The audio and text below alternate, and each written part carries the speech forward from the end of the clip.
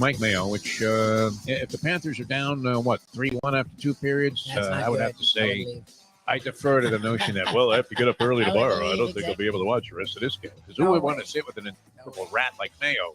I had to take it all day yesterday on the radio show. I fired back with everything I had. I even said that the officiating was very fun. You rock up the reps and hockey. The Capitals, like a joke of an argument. Yeah. That's great. We're desperate when we're bitching about refs and hockey. Refs and hockey. Man, they call a lot of penalties. You know what? If you looked at it, very pathetic state of mind to be in. That's what happens when you got a big mouth. Yep. And you start losing a bet. So I give Mayo all the liberty he wants. I mean, if he's up 2-0 when he comes on the show, I'll just give him the whole show. No point in us coming back with anything. It's like an argument with your wife, right? What's the point of coming back with something? Yeah. You think she's buying your argument? Of course not. That's why you're fighting in the first place. Exactly. The time. Wake up with Defo, joined by Lubie. Welcome to the Defo Show.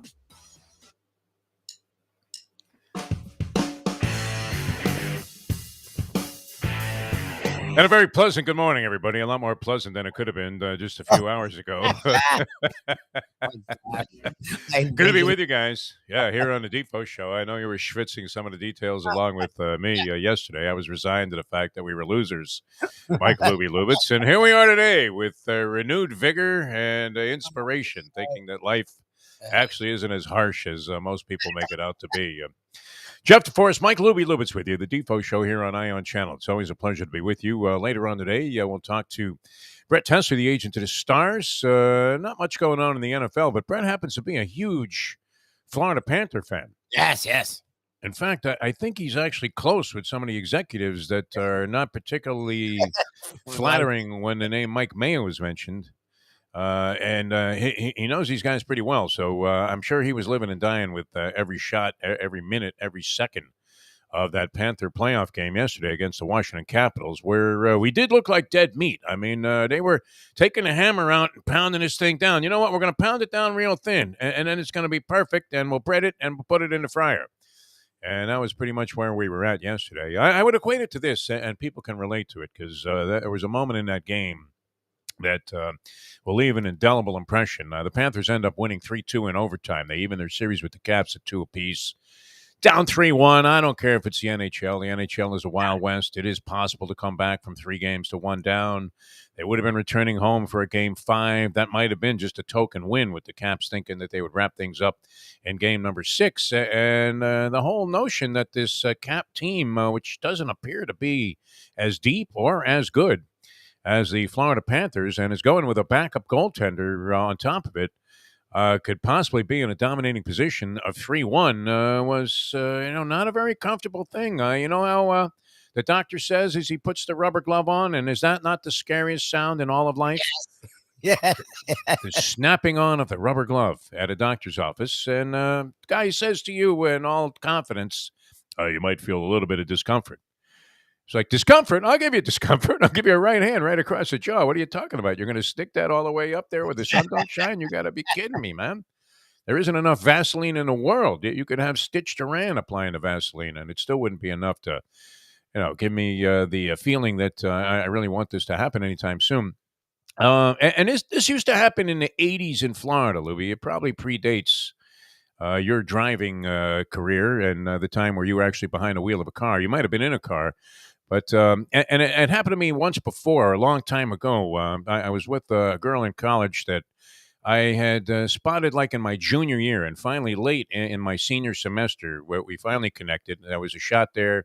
I knew she broke up with her boyfriend. I zoomed right in. We made fast acquaintance with each other, and then we ended up on a trip to Florida during spring break in her Camaro that we were driving down here.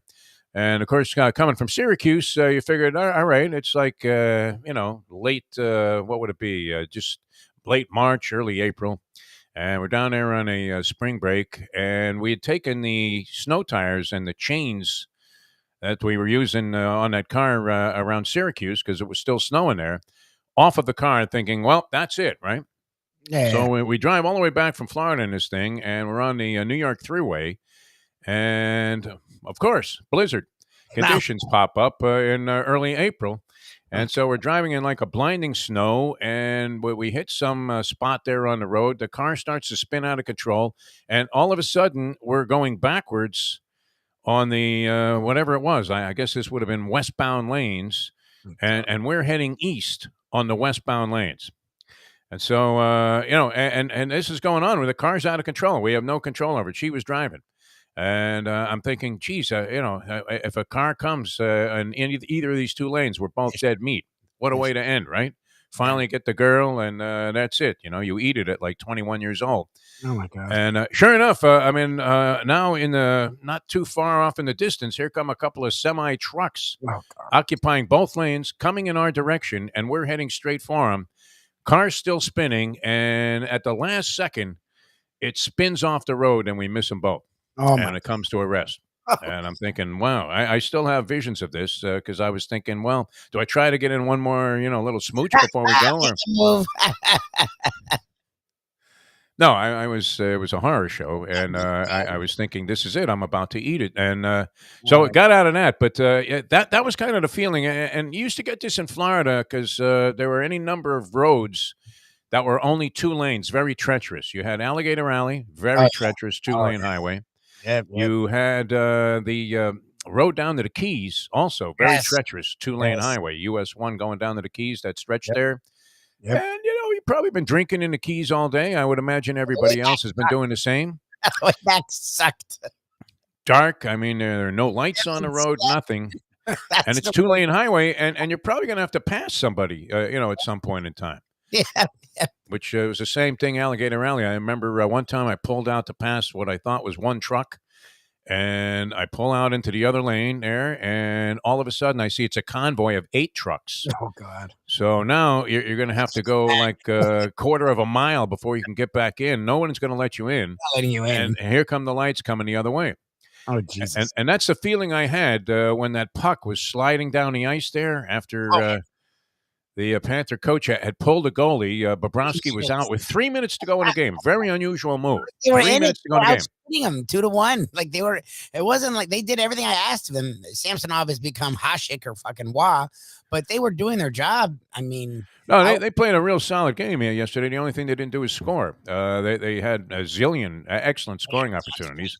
They got lucky a couple of times because Bobrovsky came up big on some breakaways that they gave up, especially with players coming out of the penalty box. Yeah, they can't score on the power play. I mean, that's like not being able to score on the Heidi Fleiss pool party. Yep. I mean, unbelievable. While you're walking in with Charlie Sheen, and Charlie's going, her, and her. And you're his wingman, and you're like, what about me? What do I do? I'll wait for you outside in the car. Couldn't score no matter what was happening, no matter what opportunities were in front of them. They were firing pucks. They outshot the Capitals, I believe, more than 2-1 in the game, and were putting pressure on the offensive end all night long, and putting pressure on the Caps defense, and they just couldn't get a puck to go in the net. I mean, puck's sitting there right in front of the goaltender. He's sprawled out on the ice. They couldn't get a guy to get a stick on it, lift it up.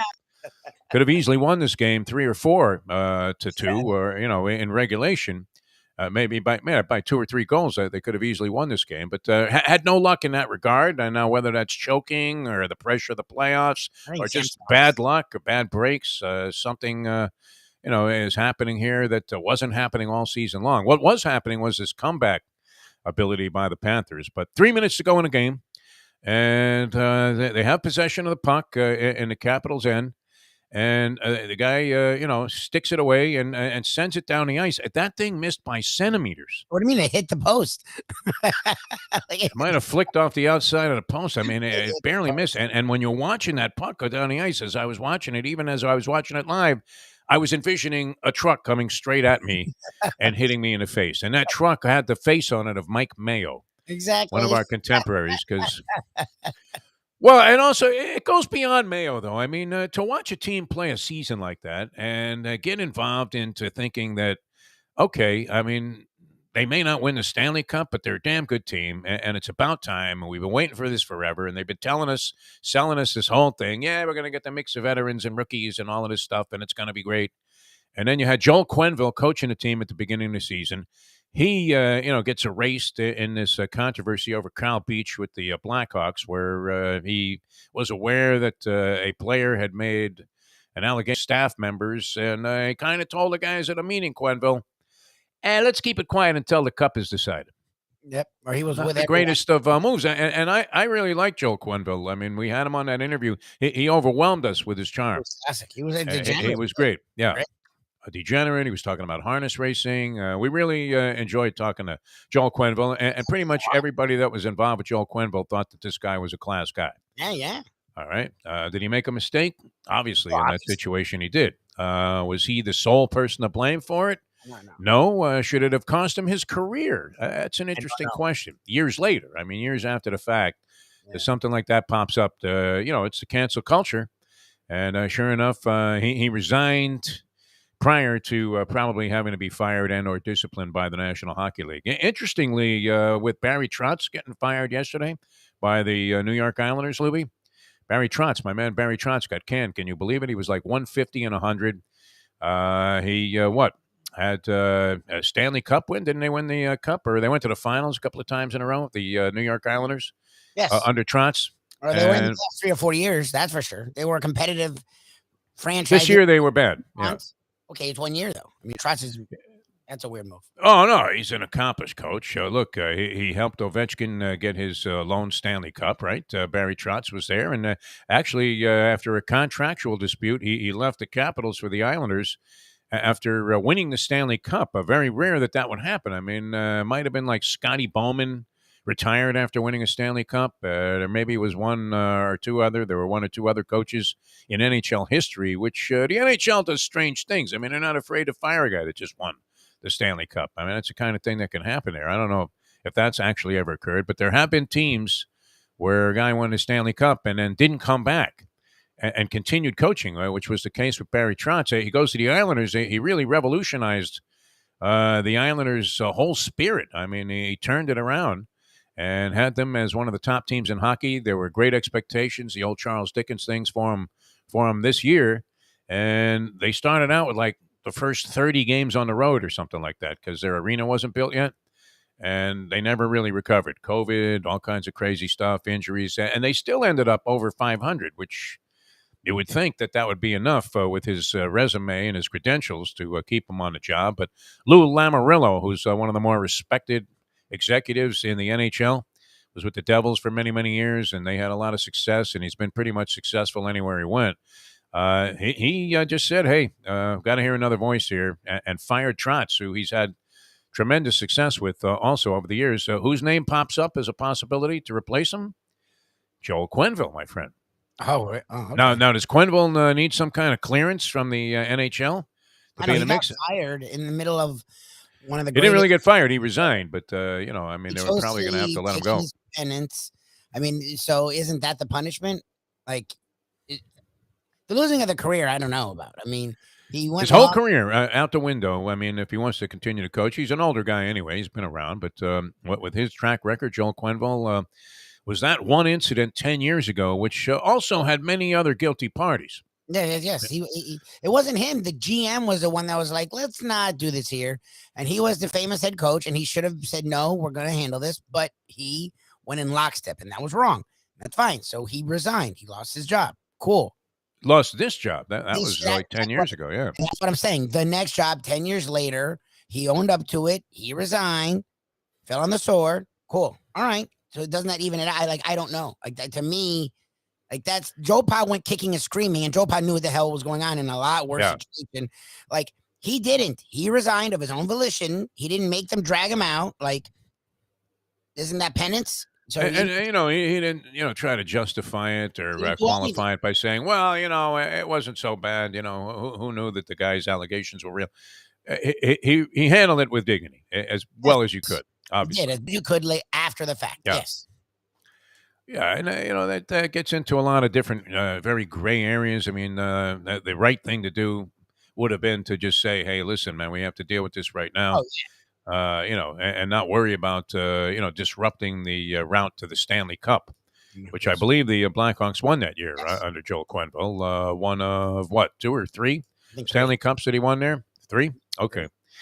So anyway, he's a candidate. That's just an aside here from the game last night because, wow, I mean, that was you're on the brink. It was over. It looked like the move was going to blow up in the face of the Panthers as they yanked Bobrovsky. 3 minutes to go. As soon as they pulled him out of the net, here comes this puck rolling. I mean, just flying down the ice. It misses by less than a centimeter. Otherwise, it's game over, and you would have to think, for the most part, series over if you're down 3-1. Oh, yeah, it was done. That goes in, the series is over. You would think. Okay. So they end up then avoiding that in a mad scramble with still like a minute and change, almost 2 minutes to go in the game. They get the game-tying goal, and they end up winning the game in overtime, and so they're still alive there at 2-2. Pretty exciting stuff there, and that just shows you how many treacherous things that you have to endure to be able to win a championship, if indeed they're going to be able to do it. It does not look like championship caliber hockey now, although they played a great game last night. They really dominated that game. And you could not fault, except for the fact that they cannot score on the power play. And now have, wow, I mean, you talk about indignity. And this is not a great distinction to have, but that they are, I believe now it's still 0 for 14. Yes. I don't think they had any more power plays after they missed on their first 4 power play opportunities. 0 for 14 in the series on the power play, and they're still in a 2-2 dead heat. Not too bad. And they staved off another lengthy 5-on-3. I think it was over 40 seconds of 5-on-3. Then held on for like another minute 17 against, I think there were like 43 seconds of 5-on-3. A minute 17 then of just a normal 5-on-4 power play. They stave all of that off to stay in the game, and they end up winning the game 3-2 in overtime. So 2-2 coming back. Mayo was canceling his reservations to Anthony's Runway 84. It's all over the place. And we, for the moment, were canceling our anxiety because it was resignation city if they lost that game. I do believe that it was going to be impossible then to come back and beat the – I mean, you never know, and you can't judge what would have happened in a subsequent series of events once something like this occurs. They still may lose the series in 6 or 7 games. That's entirely possible. But you would have to think that was a momentum flip of enormous magnitude. And that coming home after a day to think about it, and having played a very, very good hockey game last night. I mean, they deserve to win by more than that thin margin in overtime, just based on the overall play. If you were scoring it like a fight, you would have had them well ahead, like 116, 112, over 12 rounds. They would have won it like 8 rounds to 4, because the Caps never really seemed to be overwhelmingly convincing that they were the better team last night. They did get a couple of goals, but both of those, I mean, one was a tip job by T.J. Oshie, who, I mean, just masterful. You couldn't have blamed any of that on Bobrovsky. And then Kuznetsov skates in there off a semi-breakaway and makes just a beautiful move and scores a goal right in front of the net. Where also, I mean, it's pretty hard to point a finger at Bobrovsky. And he did stop a couple of breakaways in that game. So if you were worried about the goaltending for the Panthers being the problem, that wasn't the case last night. They just could not get a puck by this guy in net for the Capitals. Literally, they had, and that's why you talk about resigned. Like with 3 minutes left when he pulled it, I'm like, wow, he's getting desperate. I'm like, even he realizes that the series is over. Like Samsonov had allowed 2 goals in 6 periods. Yeah. 6 periods. It's like it should just be Samson, period. Never mind the NOV. Exactly. You know, I'm like, what is going? Who is this guy? I've never heard of him. They didn't even start the series with him. I'm like, what the hell? That was amazing. Yeah. All right. So they're alive, and it'll be Game 5 coming up. Colorado did what you would expect, as you've been saying, a number 1 seed to do. They annihilated the Nashville Predators, swept them in 4 games, and now will be sitting chilly as they go against what clearly appears to be a much weaker Western Division field. And are sitting in pretty good shape there to make a run all the way to the Stanley Cup final. And maybe, I don't know, I mean, difficult to see. You had the Penguins playing great last night against the Rangers, and they put the Rangers in a 3-1 hole. You still have, this series involving Toronto and the Tampa Bay Lightning. I don't think you can ever discount the Lightning with their recent playoff history and the fact that they're just always, with this current core of players that they put together, they're just always going to be formidable, and they have what some people feel is the best goaltender in the postseason, as evidenced by what happened to the Florida Panthers last year, when they could have easily won that series against the Lightning, except for the fact that they ran into a brick wall in the pipes from Tampa Bay. And Tampa does boast a roster of very, very talented, high-scoring, high-flying players. So they certainly could be a factor as the playoffs continue. I think that one's also a 2-2, right? Maple Leafs and the Lightning. And, just a real tough road. I mean, but we have to make it out of the first round to avoid paying off the debt.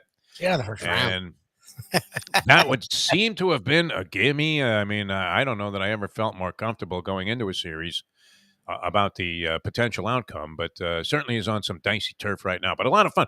Does that not make the game 1,000 times more interesting? Having some money on a game. I say this all the time, Mike Lubitz. Having a few bucks on the game makes all the difference in the world, even if it's a simple thing like a dinner bet. Now, this would be a bit of a pricey dinner, especially with Mayo's penchant for ordering everything on the menu and then eating it and then ordering more. Hey, he named 2 entrees. I'm like, 2 entrees? Yeah, well, I mean, they serve you enough there, that you could order like one thing and split it with the whole table. Yeah. Like, it's not like you're getting like duck confit, and it's like medallions of mahi-mahi, right? Where you need an electron microscope to see what it is that's on. Is there anything on that plate, or is it just a garnish? Waiter, they forgot the entree. A legit Italian restaurant. Like, they're going to give you a lot of food. You don't need 2 entrees. I'm like, what the hell is he? I'm like, this guy. Oh, yeah. Very generous with other people's money, man. I mean, he is definitely OPM, other people's money. He should be like Dave Delgado selling real estate. And you can do this without having a single dime to your name. Of course. Sure. I can go to Maui and buy a mansion on a hilltop there overlooking the Pacific, even though I don't have a dime in my pocket. That was a little bit of a far-fetched concept. Did that actually work for anybody? Is there anybody out there that bought the tapes from Dave Delgado that ended up becoming a real estate entrepreneur? I would think not, right? There is ways to borrow money that's not yours. Well, I know all about that. Trust me. Well, you're paying. Exactly. First of all, you're paying the percent you're paying is ridiculous. Second, you better make sure you don't have any. Like, every house sells. Like, that's the problem, is you get caught with houses and then eventually it eats you. Like, if you don't have your own money at all, it has to go perfectly right, and you have to be the best businessman ever, or usually will blow up in your face. You just described every gambling situation that ever roped somebody into doing this on a regular basis throughout their lifetime, where you walked into the track with nothing. Somebody loaned you with 20. You turned it into 200. You gave the guy back his 20 plus another 20 and went on to turn that and parlay that into 2,000. And now you think you can do this every single time. Every time. It's the inducement of free play. I mean, it really is. Now, free play is great when you go into a casino like Hialeah Park. They give you free play. How can you beat that? But think about, I just saw an offer during one of the ads in the NBA playoff game last night with the Celtics beating the Bucks. When it looked like the Bucks were going to handle the Celtics and be up 3-1 in that series. And there was another one where all the experts all of a sudden were going to look like, they were wearing an omelet on their head. Because and have it just dripping like a mushroom right into their eyeball, because everybody, including me, I thought the Celtics, for the better part of the season, were the best team in the Eastern Conference, and probably you talk about a tough out for your Miami Heat, who will be in action tonight, Mike Lubitz. Celtics certainly would appear to be formidable. I don't know what the status of the center Williams is. Is he ever coming back, or is he out for the playoffs? He's not. Well, no, he had come back. He was playing, and he has some soreness, so he's supposed to be out for the next game. Okay, so there's a strong possibility, though, that the Celtics go on, beat the Bucks. Now 2-2 in a series going back to Boston. If they do beat the Bucks, that they will face the Heat with this guy in the lineup. And we've seen what a difference the presence of a big man defensive. Well, Embiid's not really a defensive presence, but just the presence of a big man can be in that ballgame. And that's interesting tonight. Most people anticipate the Heat will just kind of roll over the Philadelphia 76ers returning home. Is the crowd going to be yelling, Duncan, Duncan? Well, what's up with Spoelstra and his reluctance to throw a guy out there that can actually shoot? That's the thing. People were like, well, do you really think Robinson's going to be the savior? I'm like, they didn't need a savior. dude, they were down by 5 with 3 minutes left, and they were 7 for 35 from 3, and the Sixers shot over 50% from 3. So just think, if he hits 2 threes, like, I don't need Duncan to hit 8. Like, that's the thing. That's what people don't get is they played horrendous these last 2 games, and they were within 3 to 5 points with 4 minutes and 3 minutes. Like, and the Sixers got contributions from everyone. So just think if anyone shows up. That's my thing with Robinson. I don't need him starting or whatever. He's not playing for a reason. But throw him out there. Let him get a few minutes to see if he can hit a 3. Just change the momentum a little bit. That's all they've needed in these games. It's not like he was in a slump going into these games. He just can't play defense. He went to the bench after going 8 for 9 on 3-pointers. Yeah. This would be like the Sixers sitting Danny Green at this stage, wouldn't Honestly. Yes. Where, normally you would say, okay, Danny Green, he's been in the league for 100 years. He broke in with Elgin Baylor. I mean, why the hell would you be playing this guy in a postseason second-round series at critical times? But when a guy just made, like, what was it? I mean, he's on some kind of a ridiculous run of, 11 for 15 or something from three-point range in the last couple of games. I don't know if it's quite that, but it's in that area. And can you imagine? I mean, as dumb as Doc Rivers was for leaving Embiid in that ballgame against Toronto with 4 minutes to go up 29, imagine if he sat Danny Green, he would be crucified. Spoelstra, though, is at another level, right? He's kind of like, and maybe this is the kind of coach that we need here in South Florida. One of those cerebral guys, like the new Dolphin coach. I mean, you're thinking, okay, he's a little out there, isn't he? Oh, he's out. We had that with Cam Cameron, though. When Coco Cameron started spewing out all of that bizarre philosophy, you thought this guy is either like the greatest coach since Bill Walsh in terms of innovation, or he is just flat out nuts. They should outfit him with a jacket that ties in the back.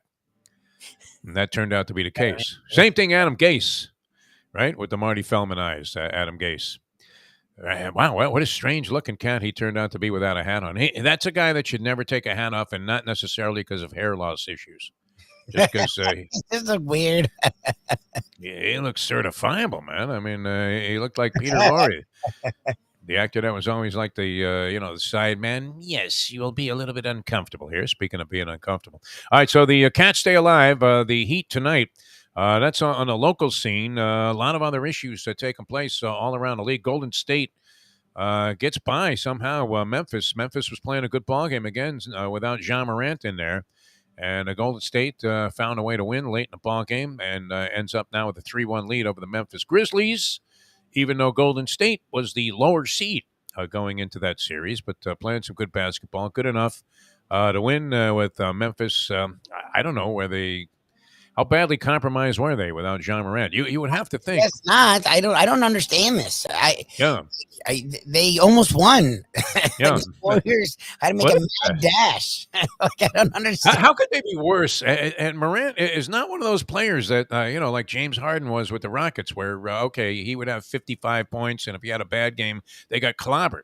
Yep. But they had essentially a large upside, high percentage winning record. Yep. But how could you be worse with Ja Morant and a cast that's capable of winning on their own? Because Morant isn't the type of player that compromises everybody else. If anything, I think he compliments everybody else very well. He does. That's really what he does. That's what's weird. He gets people involved. I mean, with his ability to drive into the paint area there. Listen to me using, Mr. Basketball. All of a sudden I'm on the NBA Network.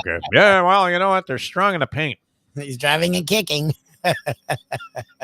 That's all anybody does anymore. Kicking and screaming. They start flailing their arms to get the call, and if they don't get that, boom, ball's out to the corner. When would you ever be standing in the corner and have a guy drive to the basket and throw you the ball? That never happened back in the day. No. They were mad at you. If you were in the corner, the guy would have been screaming while he was trapped in there amidst an octopus-like sea of arms and legs, saying, "Come inside and help me." You're standing in a corner. Here. Red Auerbach's got to be rolling over in his grave watching this stuff, right? And he wasn't afraid to let, like, Bailey Howell hoist one out of the corner, right? Tommy Heinsohn with the hook shot out of the corner. But you wouldn't see, like, Kuzi drive inside, draw 6 people to him, and then shoot the ball out to the 30-foot line. You have to be kidding me. So, it's definitely a dynamic that has changed. But Ja Morant, watching him play, it does not strike me as a guy who is so ball dominant that the rest of the guys are just standing around and blowing dust off their fingertips before they get a chance to hoist a couple of shots. I mean, they're all involved in the game, are they not? He puts such pressure on from a pace standpoint that you have to be alive if you're one of the supporting players on the Memphis Grizzlies ball club. But somehow, and they lost that thing late. Steph Curry, did he go nuts in that ball game late in the game? I didn't catch the end of it. Yeah, the Warrior Draymond Green had like 2 points or 3 points. Clay had like 14 or 11. Yeah, it was literally Steph Curry in the fourth quarter went crazy. Like, I didn't watch it. I just read about it this morning. Like, I thought, okay, they must have won easy. They're like, Warriors come back late in the fourth quarter and avoid embarrassment. Yeah, I saw some of it early on. And Memphis was playing great, and you're looking at it going, how is this possible? I don't know. It's the weirdest. I mean, that might be one of the biggest aberrations in terms of sporting numerology that you could find on any platform. And that is the Grizzlies' record in a significant number of games. It's not like, you had some manager that was an interim manager, so his lifetime record is 1-0, like Cookie Rojas. Yeah. This was 25 games of regular season ball when people knew that Memphis was a very good team and figured if Morant's out of the lineup, now's our time to go ahead and, steal one off the schedule here, where otherwise we might have penciled in a loss. And they go 20-5 during that time and have a significantly higher win percentage than they do with Morant in the lineup. So I don't know. That's one of the most odd things that I've seen in terms of basketball statistical material. Maybe since the advent of the NBA. How is this possible? Well, because it's not like it's bad with him. It's not the thing where like Durant would miss games once in a while and Westbrook could take over. So that's why the Thunder would win and people said stupid things. Like, they're not better without him, but they don't suck without him. Like, when he goes out, a guy like that, like, yes, the Mavs won one game without Doncic, whatever the hell, however you pronounce it. Brunson went off, fine. But they weren't winning the series versus Jazz without Doncic. Like, the Grizzlies can win a series without Ja, which is really weird. Pretty amazing, yeah. He's great, and he's a passer. He's a willing passer. Like, it's just really weird. It's not. All right. So anyway, Golden State now appears to be in a commanding position there. We stay alive last night, and we'll see what happens tonight. Heat favored by 3 and a hook in this ball game tonight, but they were very listless and lackluster outside of Jimmy Butler all the way around, including Spoelstra. I don't know. Has he got some kind of vendetta against this kid because he got all the money? You have to love a guy that goes 8 for 9 from 3-point range. If you could find that guy, and if he had even done it like 2 years ago, you would throw Rex Chapman out there. Yeah, the way the Heat are shooting threes, and just say, I'm talking about the current Rex Chapman. Yes. And just say, hey, Rex, I mean, one time you went 8 for 9 or 9 for 10 against the Bulls. Are you kidding me? Yep. Who are at full strength, a miraculous, historic NBA game. And just go out there and hoist a few, see if the shot's still falling, right? Like, I get it. I would give the guy a without chance. playing him, and Strus gives you more than Robinson gives you. Okay. But if no one's hitting anything, like, don't you try stuff? It's like, Brick City out there. Unbelievable. From the Coke machine, there's another brick. That's all you're hearing from the announcers. How come the announcers are afraid to just say, hey, quit hoisting those bricks? I tell you who was all over it. It was Stan Van Gundy last night with Giannis Antetokounmpo. Okay. And he's now 4, or at least he was at the time, 4 for 24 during the postseason from 3-point range. He just keeps hoisting them up there. Yeah. And you know what happens? You get the long rebound, comes bonking off the back rim, comes out to the free throw line. Other team gets the ball, hoists one down the floor, and you're giving up a layup on top of that. So not only are you completely blowing an offensive opportunity, but usually giving up points at the other end very quickly so in transition. So why would you keep hoisting him, right? Every time he goes to the basket, even with the 6 steps they allow him, he scores. Yeah. Right? Talk about a guy that changes pivot feet. Wow. Oh, no, he takes Be honest. steps. Literally, I mean, I'm surprised like Gino Tamiola doesn't put up a score. Hey, that's a 10. You brought out all of the dance moves that we expect to see in the perfect cha-cha. It's like, what? Well, where's the traveling call? All right, and I like Giannis. I'm glad they don't call any walks on him because it is amazing how he can get to the basket from the top of the key without dribbling the ball once and somehow not take more than 2 steps. I love this stuff. All right, the agent to the stars, Brett Tesser. He's a big hockey fan, man. He has the seats right on the glass. I would imagine he'll have some commentary on last night's game. I don't know if he felt like he was about to get into a head-on collision as that puck. Yes. Did you see that thing? It just, I saw. oh my God. I don't know what's worse, the surprise of the team losing, being dead wrong, or having to listen to Mayo. Mayo. The Mayo's the worst part. That's Mayo, why. yeah, no. Yeah, And now he's acting all humble. Oh, well, you said all along, Panthers in 6. You know Yeah, what, he Mayo? does that. He moves quicker than that. Like, I've been the same. I haven't, after that first game, when they look like ass, I have yet to be confident. Like, I've kept this baseline. Every game changes his stance. It's the most strange thing. Like, he ebbs and flows by each game. He's like Reddick. JJ Reddick was the one media member that actually paid attention to the Heat. They struggled in 2 games. Now it's over. He's like, yeah, the Heat are done. They're gonna lose in 6. It's like, okay, JJ. I mean, we'll see. we're on the road. Well, he did play for the Sixers. He was a key role player there for a couple of years during the process. All right, we're going to talk to Brett. And is Harvey going to be with us later on today? Because I really want to talk some tennis with Harvey. No, Harvey. What happened? He's defected from the show. He's sleeping in. That's what he said. Sleeping in. All right. That's not exactly the kind of dedication and loyalty that you need. Well, to make it in this business, Harvey Fialkoff. What is that? All right. Well, talk to Brett. He's always dedicated and ready to go.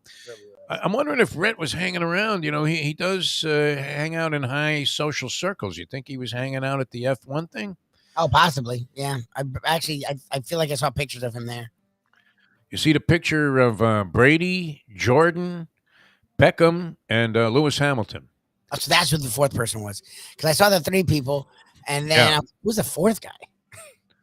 That was Hamilton. He was the F1 guy. The only guy in the sport that was actually taking place is the most unrecognizable. Yeah, of course, because nobody gives a crap. The professor hit it right on the head. Nobody gives a flying one about Formula One racing, and yet it's bigger than the Super Bowl. You see your man Garfinkel, man, he was beaming. Somehow he became like the president of the F1 organization. It's almost like Jose Suleiman appointing his son as the president of the World Boxing Council in his outgoing speech. Oh, he's not. Garfinkel's not with the Dolphins anymore. No, I guess he's got that job too. But he was heading up whatever the organization was. They always talk the same stuff, though. These people. Well, we want to do something a little bit different, right? Like what? Grab the fans' money at ridiculous, and disproportionate rates to the level of entertainment they're going to receive and the treatment. It did look like they set it up pretty well, though. I don't know. Were people complaining that the track was like a clown circuit? The racers were. I read a few racers actually complaining. The fans thought it was great. All I saw was people. It'd be like staging the Masters at Boomers, is what they were implying. It's so weird. Like, usually the track is the thing, and they just took up the parking lot. Like, literally, they closed off the exit from the highway, and me and the professor so how are people getting there? And then you see the tracks there, so they couldn't get there from the highway. So it was like, oh, that's not weird. What is it? They tore down the park and put up a parking lot? Yeah, it's like strange. Yeah. Okay, whatever, guys. All right. Those parking lots were never anything special, though. I mean, when you had to go to the Camelot, as we used to call it, where you parked on the sand somewhere, and they handed you like a turban and slice of an orange so that you might not dehydrate before you actually got to the stadium, because the people that were parking in the Tootsie's parking lot were closer to the game than you were going to be. Tootsie's, a local strip club a couple of miles down the street for the uninitiated. All right, Brett Tesser, the agent of the Stars. Harvey, there's no excuse. I mean, I don't know what to say about that. Look at your phone. You don't look at your phone. I look at your phone. He sent us a message. I won't put him on. He did? He did. All right. All right, we'll put him on notice then. But anyway, there were a lot of tennis things I wanted to get into with Harvey Fialkoff, who's, there's nobody more absorbed in it. I'm watching this stuff. It's been sensational all during what would normally be kind of an off season, I guess, for a lot of people, because they tend to only gravitate towards the slams, right? Is it Wimbledon? Is that the only thing that draws attention? Because the French Open is the wildest of these tournaments. There's certain specialists, so, it does have some limitations. But at the same time, I mean, when you watch these matches, 5-setters on the red clay, Lubie, you have to be kidding me, man. Yeah, it's insane. That spin from Nadal, I mean, after a while, your head literally would go Linda Blair in The Exorcist. I mean, just be spinning around, just trying to follow the damn ball. And you're keeping your eye on a ball, and it's coming at you like one of those highlight egg balls. Wah, wah, wah, wah, wah, wah, wah, wah. Tough to deal with, my friend. Tough to deal with, especially when it, pops 6 feet in the air after it hits the ground. All right. So, yeah, a lot of fun there. Sorry, Harvey, that you couldn't make it. So we'll table that conversation. I guess it'll still be very relevant again next week. But we'll come back with Brent in a moment. Now that. The time. 7:40. Tony Segreto here. Let me ask you a question. What do you look for when you go out to eat? Good food, obviously, friendly atmosphere, not too loud, but good energy, reasonable prices, and a place where you feel comfortable. You're talking about the Texas Roadhouse. Good for a family, good for a date, or just a night out for yourself, and prices that will make you extremely happy. Their ribs unmatched, steaks hand cut every day. Everything, and I mean everything, is made on site, including their incredible bread. Trust me when I tell you, Texas Roadhouse, your restaurant, your destination when you say, where should we go and eat tonight? From the newly renovated sports bar to the beautiful bayside views captured at the Tiki Bar, Jimmy Johnson's Big Chill has it all.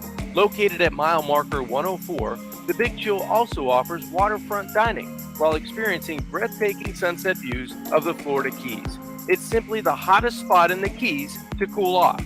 That's Jimmy Johnson's Big Chill at mile marker 104 in Key Largo. For more information, call today at 305-453-9066. Any time of year, things can happen to your home or business, and the insurance company can be your friend, but they also can be your enemy. Horizon Public Adjusters, Justina Testa, are here for you to help this process go so much easier. 7 to 10 times more money recovered with a public adjuster than if you went on your own. If there's no recovery, there's no fee. Before you call the insurance company, call Horizon Public Adjusters and Justina Testa at 954-809-8752.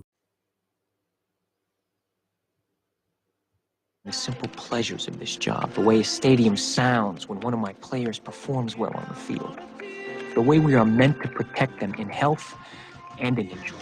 Less, more attention, caring for them, caring for ourselves in the games, too. The agent to the stars, the one and only Brett Tesler. Welcome back to the show. I don't know if this will show up on the video stream as well as it should. You see that? Leslie Visser sent me that. That was with regard to the Celtics, Lubie. Oh. But it could also have been the Panthers. I mean, just zombies. I was going to say running scared. Zombies coming out of the grave there. I mean, Lazarus City. All right, we welcome to the show. And this is great. And I was babbling on there a little bit, but didn't mean to cut into any of the time that we want to spend with Brett Tesler, the agent of the Stars, and unbelievable job that he has done throughout his career in the NFL, much like Michael D. Wild has done in the financial world when it comes to wills and trusts. My brother just had a thank you note to Michael D. Wild for still advising us on what needs to be done to you can't even die in this world anymore. It's as complicated as ever. Yep. Michael D. Wild is the kind of guy that will stick with you through the entire process and still helping out with my mother's affairs, which, she passed away almost a year ago. We welcome to the show Brett Tesler, the agent of the Stars. Brett, how are you, my friend? I suppose he's doing fine. Brett, how are you, my friend? It's Brett Tesler. He's hanging in the weeds there somewhere. I see Lubie on camera. You guys that are watching a visual can see this happening here. And no doubt there's a button that is askew. And to begin, all right. Lubie's going to try and connect again with Brett Tesler, the agent of the Stars. But no, Brett, a huge hockey fan. He has great seats. I don't know. It depends. People really are. There was always, for some reason, a big debate about where's the best place to sit at a hockey game. You would think lower bowl, red line would be it, but I don't know that that's the case. I think you're kind of better off at an angle around one of the goals. If you can get lower bowl seats at a hockey game, you really get a fantastic view of everything. And Brent offers me a couple of tickets to the game one night, and I say, yeah, sure. I mean, I'm a big fan of going out there. We know this is true. It's not just cliche that when you watch a hockey game live, it's a night and day difference in terms of, the whole visual and the whole feeling that you get versus watching it on TV, which, they've done a much better job of making it viewable on TV. It's no longer impossible to follow everything with the technology they have today. A lot easier than it was back in the old day, when you were saying, hey, wait a minute. Was that a puck to the eye that Nielsen took? I couldn't see it. Now you get everything. All right. We have Tess. Very good. Brett Tesser, the agent to the Stars, joins us here. And Brett, how are you, my friend? Hey, doing great, Dave. Thanks. All right. I know you're a huge Panther fan. I was just talking about you might have the best seats in the house at these Panther games. So question one is, are you going to be out of town tomorrow, or those seats available? I mean, do you have to give them away in a hurry? What's the situation look like there? No, very much look forward to being there. Like, we were at the first two home games and had a little get together at the house last night. A few buddies came over, and man, what a wild one. Oh. And it just goes to show, I mean, it's a game. They say sports are a game of inches. Certain sports are. You look at that empty netter that literally missed by 2-3 inches. That puck goes in, the game is over, and then down 3-1, the series is probably over. As it turns out now, tied 2-2, 2 or 3 remaining games at home. I think at this point, they're on track to win the series.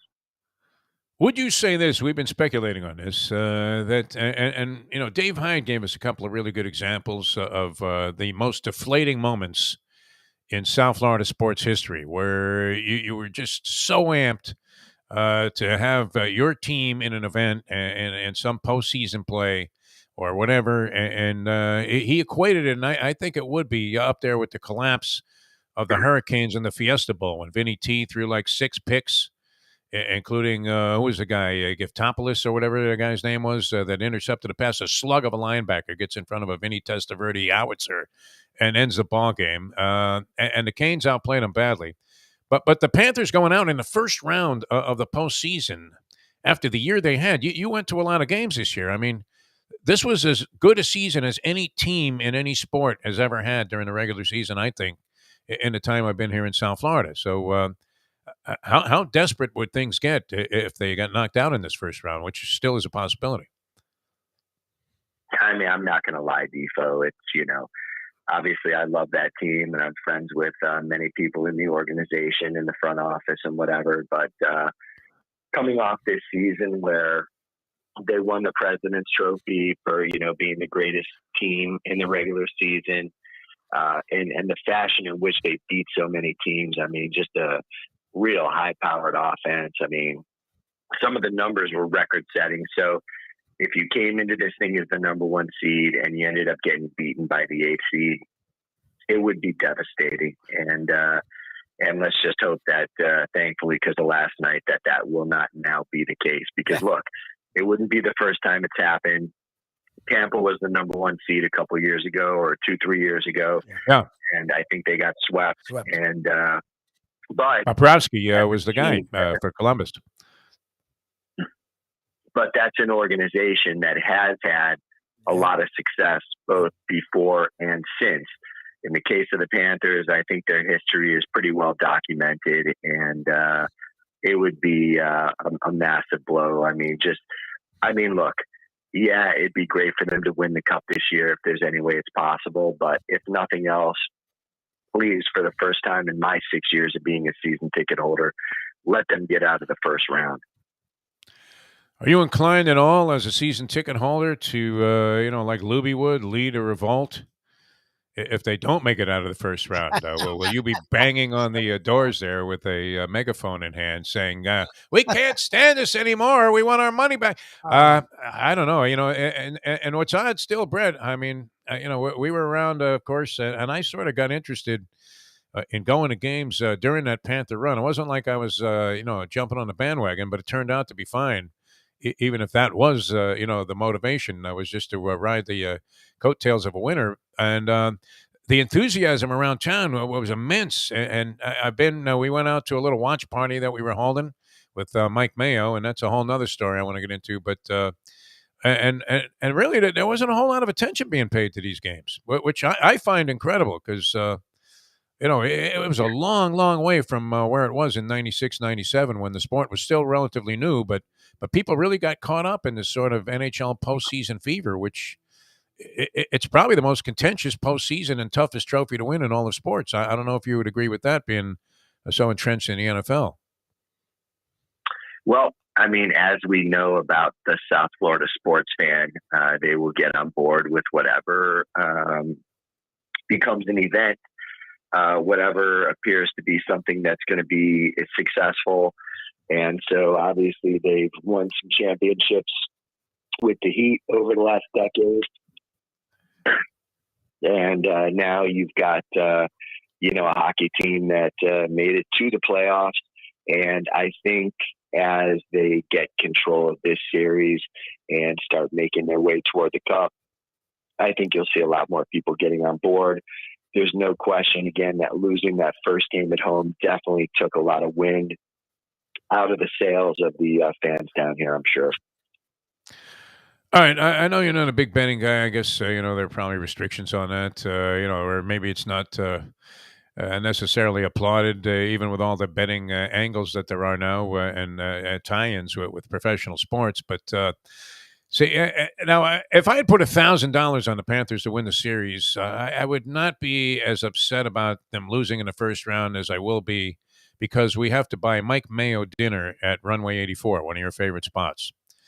Now, we know it's a good value there, but it is a little pricey, you would say. I'm sure you've picked up many a check there, when you've had clients in town.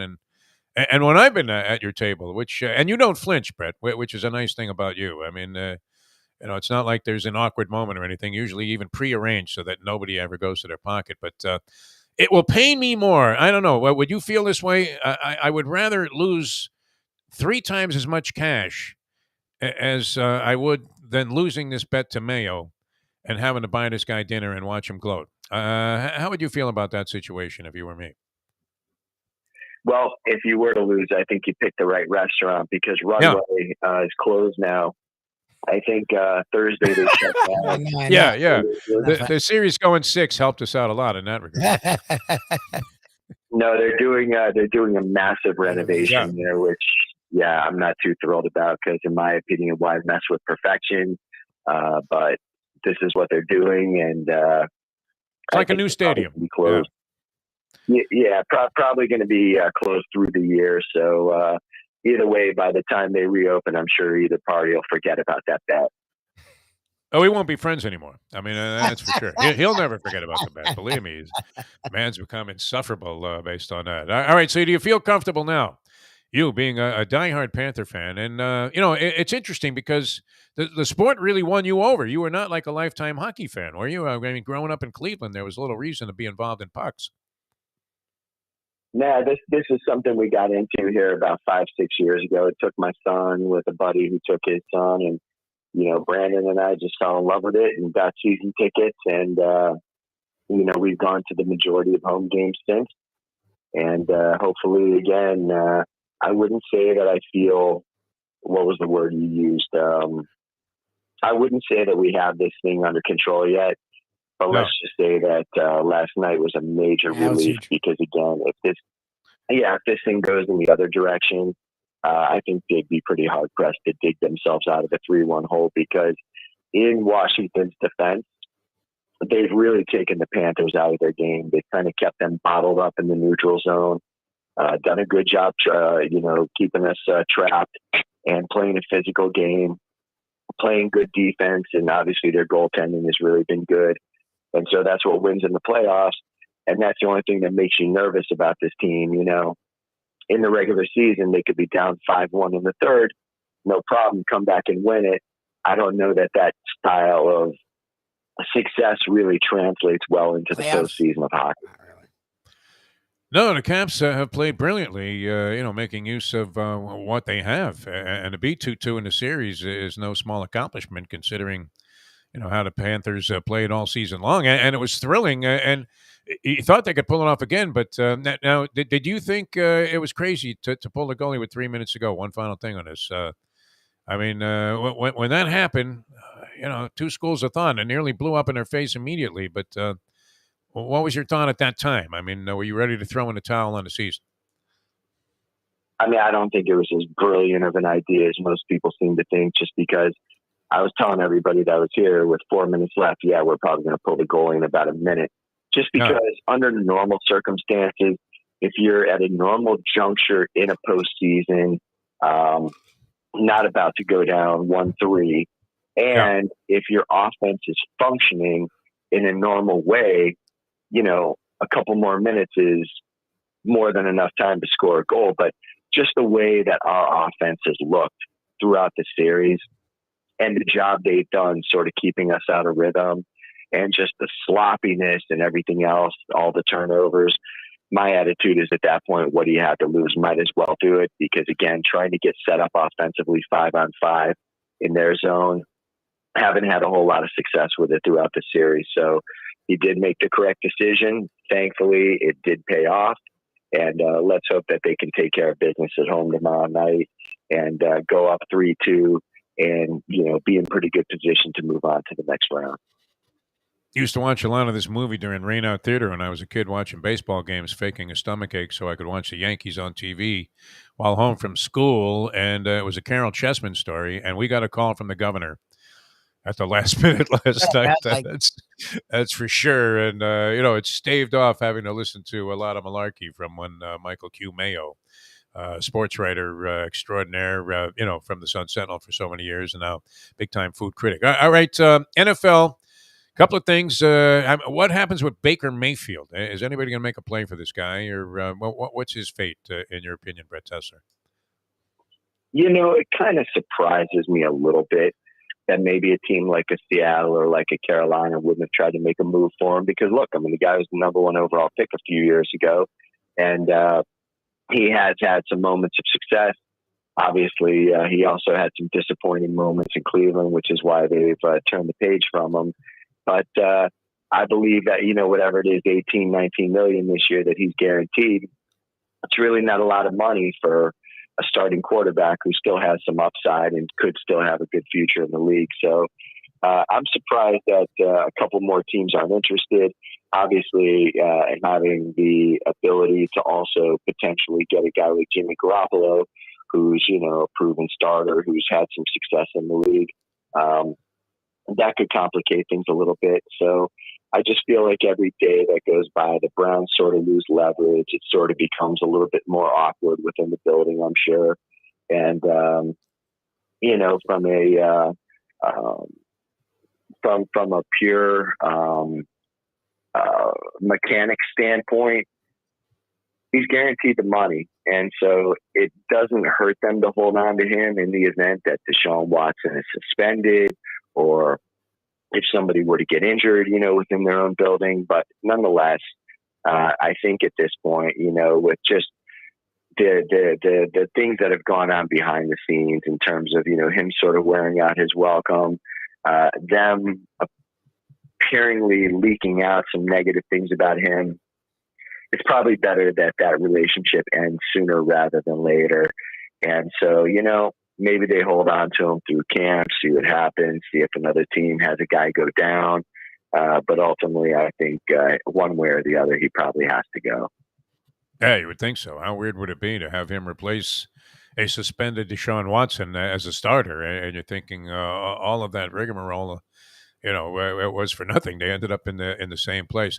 All right, Brett. I mean, you don't want to be stuck holding a bag when things happen in life where you have issues, legal issues, settling somebody's estate or affairs, and especially your own. And a guy to go to for that, and look, it's a very volatile world out there today. So you need really sound, solid financial planning, and the guy to go to is Michael D. Wild. Yep, Michael Wild at SouthFloridaWills.com. Always the way to go when it comes to just basic estate plans, wills, trust, as well as more complex forms of asset protection, LLCs. You name it. Reach out to Michael Wild, SouthFloridaWills.com. Very good. All right. Thanks for being with us, Brett Tessler. Always a pleasure, my friend. I'm glad you became our Don Cherry hockey analyst today. Oh, yeah, that was great. Your eyeballs are on the glass, man. So, and you, I know, I've been living and dying with this team now for the last 6 years. I've really gotten into it. So, a lot of fun talking about that with you, and we're still alive, which is great. Thanks so much for being with us. We'll talk to you again next week, my friend. Hey, sounds good, guys. Thanks. Thanks, man. All right. Thanks a lot. You know, what I didn't get to, because I sensed maybe he had some business to attend to there, Yeah. since we kept him on, got into it late and then kept him on way past what our normal time would be. Was he at the F1 thing? I mean, the Formula One. Well, Yeah. I'm calling it F1 now. Was he there? You would think, I think so. right? I think he was there. Yes, He's in that level, man. Was he at the Carbone dinner? I wanted to find out. Even Mayo couldn't get tickets for that. I don't know about Carbone that. dinner. I think he was there. You think? 3,000 a pop. Supposedly LeBron was partying his fanny off here in Oh. South Florida. Wade was there with Union and the whole thing. You had Brady, Beckham, Imagine this. Yeah. Brady was not even the most famous athlete in the picture. Gordon's Yeah. there. Like, it was crazy. How nuts is that? All right. Nutty story, man. I was following this because, I love prison escape stories. Yeah, what is that? What, that out is. of Jersey or something? Out of the north? Oh, no. They were in an Alabama prison, I believe, and the woman was sort of a senior guard there, was about to retire. And I think she had turned in her retirement, but that obviously was predicated about, the notion that she was about to break a killer out of jail and run away with him, much like the whole Matt and Sweat thing. Yep. And escape from Dannemora. And they were on the lam there for like a long time, right? I think it was 11 days that they managed to escape detection. I mean, holy whitey bulger, what was going on with that? And then they tracked them down, and I got in a car chase in Indiana. Well, where would you be headed, though, Lubie? I mean, would you not Get in out of the 11 country. days have made your way into Mexico with a bunch Find of a way to get out of the phony country. IDs? If you can get out of the country, then you're good. So you Yeah. find a way to get out of the country. If you're going to do that, I would never do that. But if you're going to do that, the only idea is either to find a way to the Bahamas, if you can get on a boat and get to like the islands, or Mexico. I mean, you have to get out of the country. What about Canada? You get I up to just was Canada far there? from Alabama. Like, I don't know if you're going to be able to get all the way north Alabama. Well, that's where they were heading. They were in Indiana. I mean, I don't know where they're going. To Seattle to eat some sushi? What the hell are these guys up to? That was a great plan. She ended up blowing her brains out. I mean, nothing comic about Oh, that. And the guy was recaptured yesterday. 11 days on the lam, though. All over the place. They had everybody completely baffled. Walked right out of the jail there because the two were obviously involved in some kind of relationship other than prisoner guard at that point. All right, we're coming back with more, and we'll take up until 9 o'clock on this Tuesday. No Harvey today, but wow, I mean, the tennis scene has been extremely exciting, Lubie, with this kid, Jose Alcaraz, now wowing the tennis world. And is it coincidence that your good friend, who we had on the show a couple of times, Patrick Mouratoglou, there you go, the renowned coach, and of course has worked with many of the greats, including for many, many years, Serena Williams, would credit Mouratoglou with a lot of her success. And real gentleman. We had him on the show a couple of times. Very interesting guy. He's a great commentator when they use him, although he hasn't been on the tennis coverage so much anymore because I think he's very much engrossed in his coaching career. And then he was running that circuit, remember, during COVID-19 when there was no tennis, and he started his own tennis league and had a little bit of success with that because people were starved for any kind of sports to watch on TV. Think what we were missing there, Lubie, and we take it for granted. I mean, last night you had a local team here, the Panthers, and we're in a life and death situation in terms of, just figuratively, the series is over if they lose. And they came within the smallest of margins of losing that game, the team that we need to come through so we don't have to listen to Mayo for the next year, which we'll never make this bet again, correct, Lubie? You would never, ever believe that the Panthers would get out of the first round and lose in the first round this year. I would never accept that for 1 second. Even if they win, look, Bobrovsky wasn't the problem yesterday, but you see what's going on with the Avalanche goalie. You see what's going on with this goalie. Like, it's not about just being good and stopping a couple breakaways and getting through. It's about being fucking a monster. Like, last night, they weren't getting any shots. Like, they were not doing their job offensively, the Capitals, and they were leading because Samsonov is standing on his head like the guy. Yeah. And that's sort of what you need in hockey. Like, Bobrovsky playing good for Bobrovsky is nice. You need a guy that's carrying you. That's really what happens in hockey. Like, and the Panthers sort of, and you need some luck too. I mean, let's face it, a lot of luck. I mean, they came within an eyelash of losing that, and having the pulling of the goalie with 3 minutes to go looked like the most bozoic move in the history of the game. In fact, it should have triggered an investigation. Lubie, with all the betting that's going on in sports now, triggered an immediate investigation and maybe a congressional hearing with Gary Bettman saying, what the fuck was that?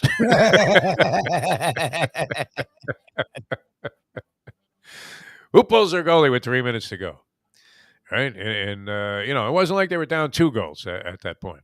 But anyway, I mean, so you had that. I mean, you had the Bucks and the Celtics, followed by on another channel, the Golden State-Memphis game, which turned out to be a thrill-in-Manila-type ball game. And you had the Panthers and the Penguins skating, and then later on the Avalanche and the Predators. And I don't know if there was another hockey game last night. There might have been, but, I mean, it was hard to keep track of all of it. And I remember, I mean, we went through that period a couple of years ago where there was nothing for like months. Yes, it was crazy, yes, right? yes. Nothing, zero. Yes. I mean, every day was like, hey, we got another guest on here. He's going to speculate. What do you think college football is going to do this year there, Johnny? Well, hang up and listen.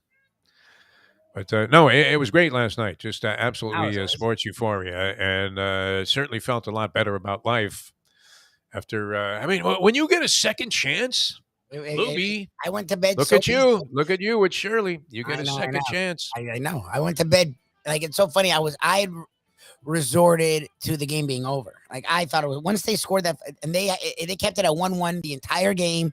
They were barraging them, they were peppering them, and I'm like, okay, they're doing what I need them to do. Eventually, I don't give a shit. Something's got to go through. This isn't fucking WA. This isn't Grant Fuhrer with the goddamn Oilers. Like, at some point, they're gonna get a goal on this kid. Like, they're going to.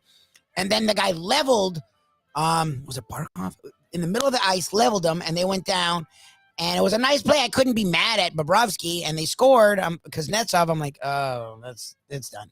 I'm like, it was like, he hit him with an uppercut, man. Did you see that? It looked like Anthony Joshua in the Klitschko fight. It was high, and it felt like it should have been a penalty, but they didn't call it a penalty. And they no penalty, of course not. I mean, because the refs are influenced,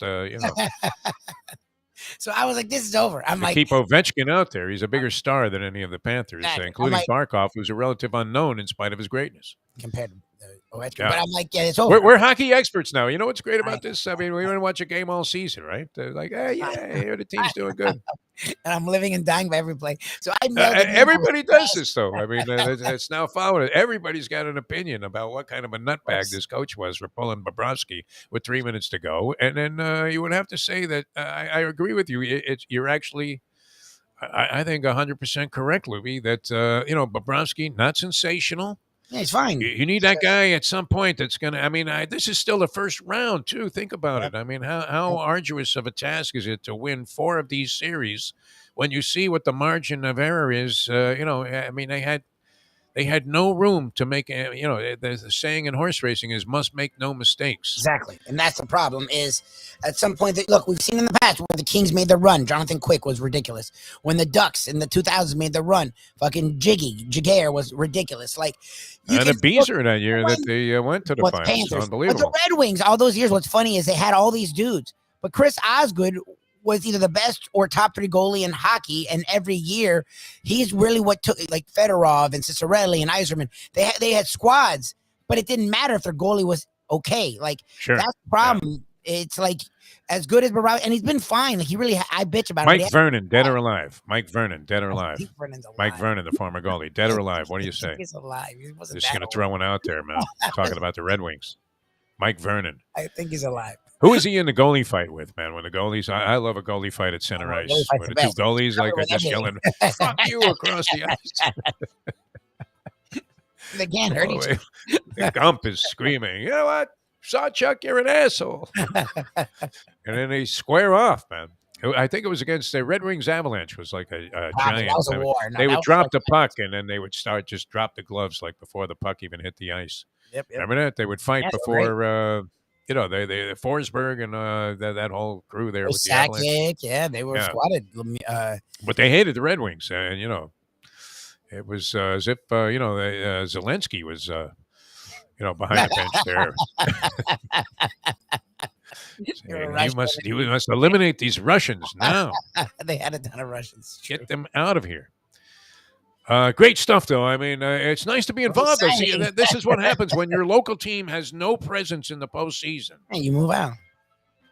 just like, please. I mean, it's almost pointless to follow the team through, yet another dreadful regular season, no matter how dedicated a fan you are. Is that sure. not true? Yeah, it's Especially here true. in South Florida, where we don't have these automatic attachments. Yeah. Where, I mean, you might have some of this, and certainly, hockey. my son, he grew up with all these teams in Florida. So, Yeah, but like hockey's one that, like, if my team's not good, it's hard for me to get into. I can get into basketball, football for sure, college football, but hockey, the Panthers are out of it. It's like, okay. yeah, I like the Stanley Cup Finals. Oh, it's great. Not finals, but playoffs. From the opening round. I think if you follow it, you really get like it's like binge watching Ozark was. It's just great, and so we're still in it, which is good, and I'm sure we'll hear more about that. Not only later on today on Mike Mayo's Lunchbox, although he was very humble then, all of a sudden conceding the series to the Panthers in 6. He's either bragging or he's like in a shell. Yeah. Okay. I think I believe this. I believe for as smart as he is, he has some mental issues. Sometimes really intelligent people are usually the weirdest. Are exceptionally eccentric, if that's 100%. a way of putting it. Like, I'm eccentric. You're eccentric. I am eccentric, yes. Jack Namer, I'd say, I don't know, he probably doesn't, see it this way, but he's a little eccentric, you would have to say, no? Yeah, genius. We all are. I mean, I think it's what, anybody in any kind of creative field is probably likely to be eccentric. Yes, that's somewhat. Mayo's just on the level. He's like a little. But a degenerate eccentric is very strange, right? I never seen a guy like go back and forth like this. Now I was just screwing around last night with my usual "it's over" comment. You said, "Well, when I didn't realize they went to 5-3.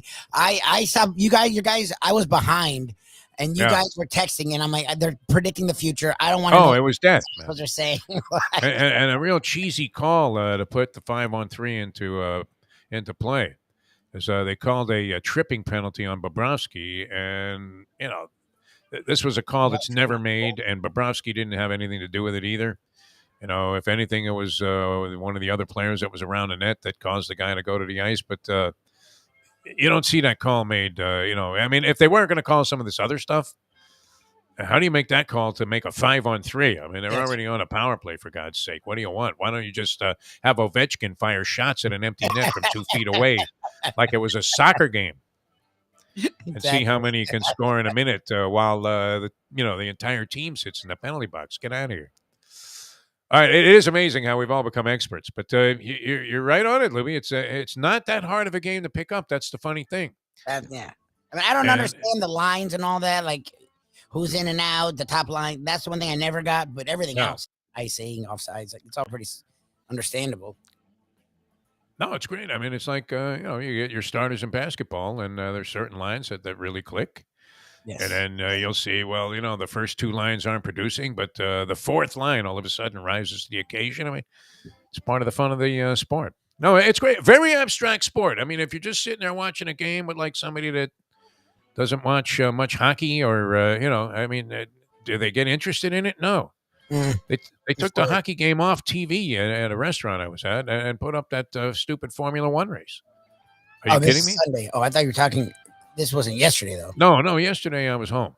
Oh, thank goodness. And my if they'd done that in that game, I would have lost it. I would have lost. Oh my God! I would have left. Flowers were in a punch there late in that game. There were like 6 minutes left, and I thought Goldie was going to cry. The guy that does the local play-by-play. Yeah. They hung in there as best they could. I mean, Randy Moeller was spewing out optimism. Well, they've come back in this situation. It's like, Randy, come on, man. Not here. This thing's toast. All right, we're coming back with more. A lot more to discuss here on the show. Got the NBA Finals, not finals, but playoffs in action. I keep wanting to get it to the finals. I'd love to be in the finals. If you could tell me that he can fast forward and get through whatever the fuck's going on now, that'd be fine with me. Because I'm scared shitless. What about, do we just automatically assume because the Heat are home, all of a sudden they're going to rise to the occasion and beat the 76ers handily? I'm doing it unjustifiably. Yeah. I'm just doing the line's 3 and a hook, which is a dramatic change. Now Embiid's been in the lineup. He wasn't in the first couple of games, and everybody knew he wasn't going to make it there. So you had 7.5 and 8.5 as the point spreads for the first 2 Heat home games.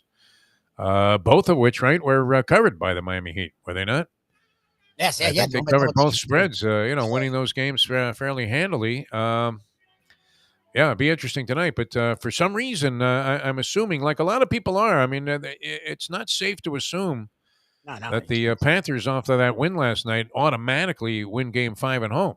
And home ice doesn't mean nearly as much as home court does in the NBA. I would imagine if you checked out percentages on that, you would find home ice is far less of an advantage than home court is, NHL to NBA. Would you say that's a fair statement, Lubie, Yes. or is that just something I made up? No, I don't know the percentages, which sucks, but it's not even close. Like NBA, it's a big deal being home. That's why hockey's weird. Being home almost means nothing. Yeah. It's like whatever. It's better off on the road, right? I mean, so we'll see what happens. It's going to be a lot of fun, though. And tonight, you will be in the same kind of anxiety position I was last night. Yeah. Resigned to the idea that, you know what, I started thinking like this, and this is, maybe it's a loser's mentality, but I started preparing myself to enjoy getting stabbed in the back by Mayo and having to pick up that check for not only, the Mustang's going to want to come. Oh, God. So, and then what do we do? I mean, if Shirley's involved, do we get separate checks? What do we do there? I don't know. I was thinking it was just the three of us, or we invite the world, and then we would just take care of Mayo and let the world take care of it. And I don't mind. You notice about me. I don't mind picking up a check. It's fine. I'm But more this than place happy is to. expensive. Like, this place is a lot. This isn't like going on. But do I want to lose like 500 on the series? Exactly. This wasn't supposed to be that. No. This wasn't like Phil Mickelson. And it is true. Also, I would rather lose 1,000 in cash to the series than have to pick up a $500 dinner tab involving have to capitulate to listening to the hammering we would much richly deserve from Mike Mayo. Yeah, no, because we have it coming, man. I mean, we've been like Ricardo Mayorga, right? we giving him shit for Smoking a a while. pack of cigarettes in the corner there, swigging out of the bottle of scotch there, and then telling De La Hoya, "I kill your children," Pretty as he much. comes out to get knocked out. We have it coming, man. We've been taking some liberties with this man's good name. All right, that's part of the fun of sports, though, is it not? I mean, they don't really emphasize this aspect of it on any of these wagering sites. It's fairly straightforward. And the commercials for the MGM are particularly wild and infused heavily into these basketball games, especially. Where are we getting more drilled by betting? Actually, tennis is encouraging a lot of betting, even though we've known several matches to have been fixed. How about that? Is that the ultimate, Lubie? In sort of oxymoronic type, is that a word, of presentations?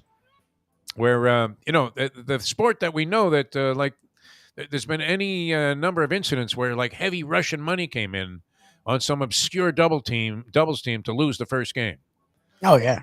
Heavy money. I mean, and people are betting this. I don't know who's accepting these wagers when all of a sudden you got, like, we got $3 million. I think Davenport and Chris Everett are going to lose that first game of the seniors doubles. The Bryan brothers or whatever the hell. Who the hell is betting that? And all the money came in rubles? Yeah, exactly. You think something's up? Huh? They don't do anything about it. There's Martina saying, well, you know what? I think she can win this set 6-3 with a break in the fourth game. I would parlay break in the fourth game. Yeah, exactly. To 6-3 and overall a 3-set victory for Cinderella over here. All right. Hialeah Park, if you're going to bet someplace where you can win. And that's what it's all about there. Once again, the Mustang, I don't know what's going on with her and her slot machine formula. She's going to get herself banned from various casinos. But they would never think of doing that at Hialeah Park because they want you to win over there. They really do. They want you to have a good time. Was that not a great atmosphere? I mean, what a night that was at Hialeah Park. Oh, no, that place is so fun.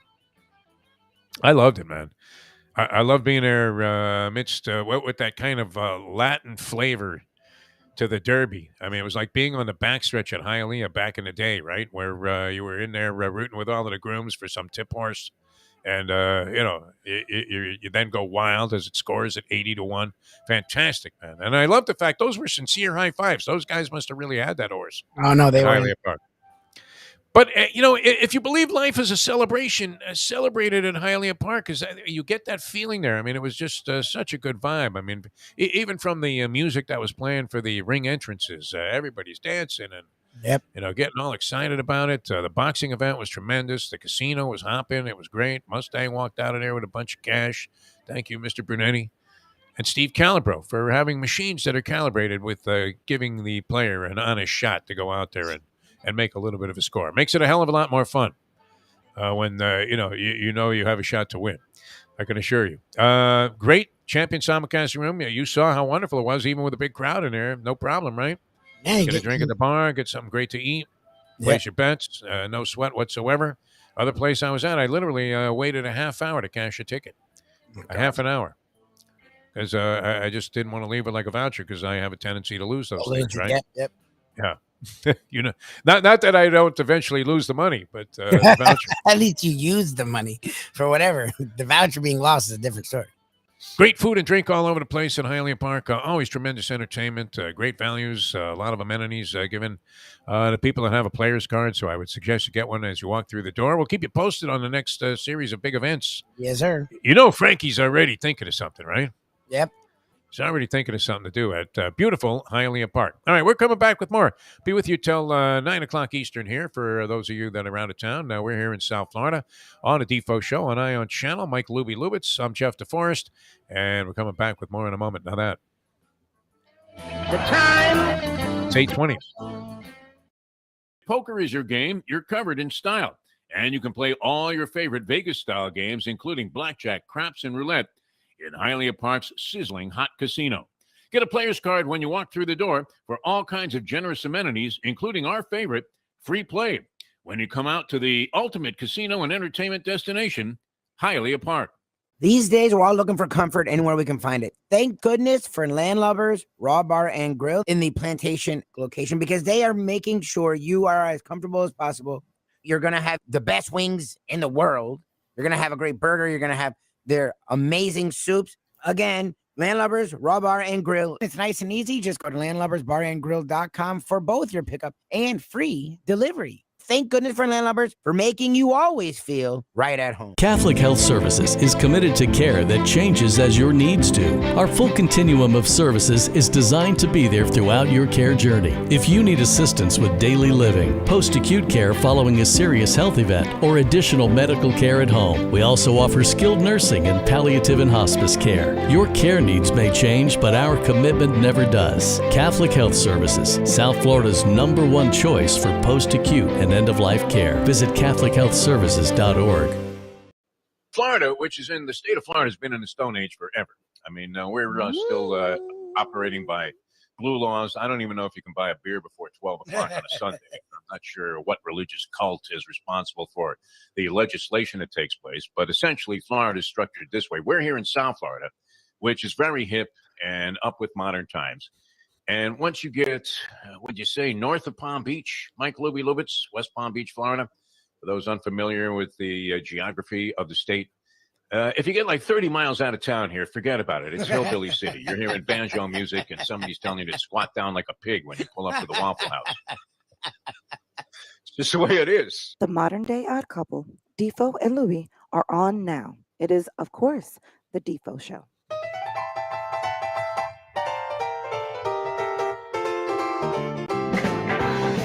Welcome back to the show. Good to be with you here on the Defo Show. Jeff Deforrest and one Mike Lubie Lubitz, Ion Channel. We have other platforms, including 5 Reasons Sports Network. Catch some of our stuff there. That's 5 Reasons Sports Network and Believe Networks. That's BLEAV. We do a thing called After Hours. And we had, what was it? Sean Young. Sean Young. And Einhorn in Ace Ventura Pet Detective. She's done a lot of other things as well. Yeah, I was on our podcast yesterday, After Hours. It was kind of interesting. I wasn't really that familiar with her. The first thing you read, I'm, just trying to brush up a little bit, on somebody that you're going to talk to. You only have a 7-minute window to talk to these celebrities on this circuit that Lubie has through some PR contacts of his. And it is kind of nice to, vary things up a little bit. So the first thing I read is that she was kind of an outcast for a while because she had proven to be very difficult to work with. Well, there you And go. I'm thinking, how much is she going to enjoy this interview then? You imagine, right? I mean, you're already sort of irascible, if you will, not necessarily inclined to engage the public and the media. And now you're going to do like 40 interviews in a row with different people That's gonna go well. who are all trying to whatever. I don't know. I mean, I didn't know anything about the movie that she was appearing in, although it sounded kind of interesting. But I didn't realize that this woman had been literally in like 50 movies. Yeah. Movie. She's been on a ton of stuff. She was in CSI forever. Like she's been on a lot of different things. And I, again, from my youth, remember her as the former kicker Ray Finkel turned Lieutenant Einhorn in Ace Ventura. So it was cool to get to talk to her a little bit about that, which she was open talking about that, considering that was like 30 years ago. No, she seemed to have a lot of fun doing that. I hope she did anyway, because she certainly didn't seem like she was inclined to go into isolation again after talking to us, which was good. So that was a lot of fun. And then you went on to fetch about the Miami Heat, which this would be the marquee game for us tonight, and it has been wild. And I do have to credit an element of degeneracy.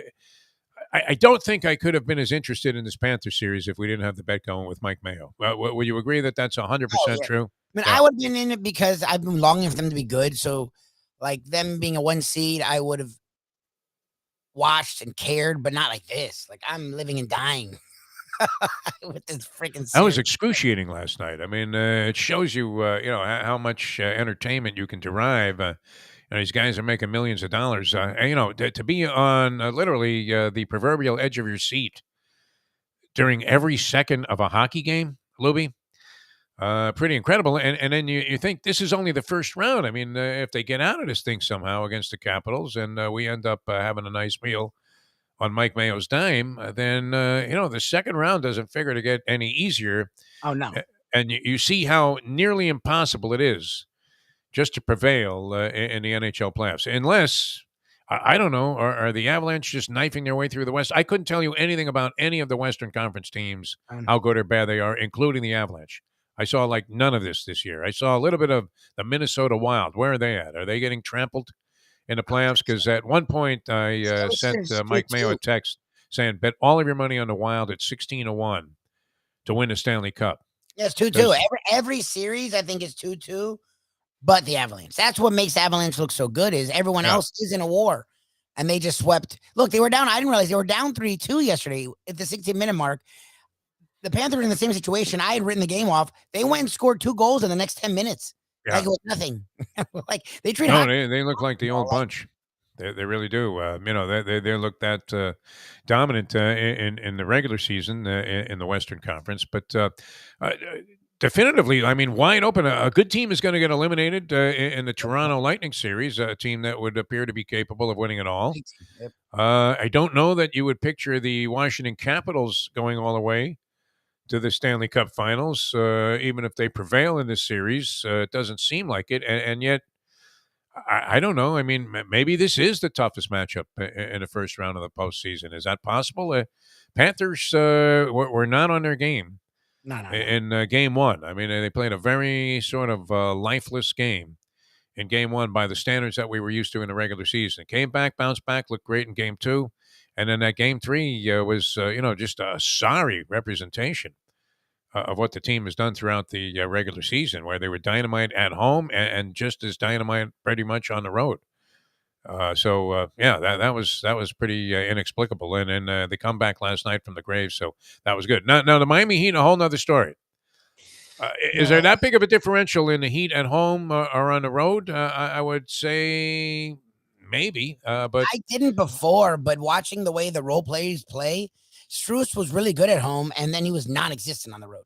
Yeah, I mean, I don't know. The Tyler Hero was really good at home in this series. Did nothing on the road. Bam Adebayo was pretty good at home, good for a quarter on the road, and then did nothing. So like I don't know this team. This team that relies on Jimmy Butler and everyone else does nothing all year long.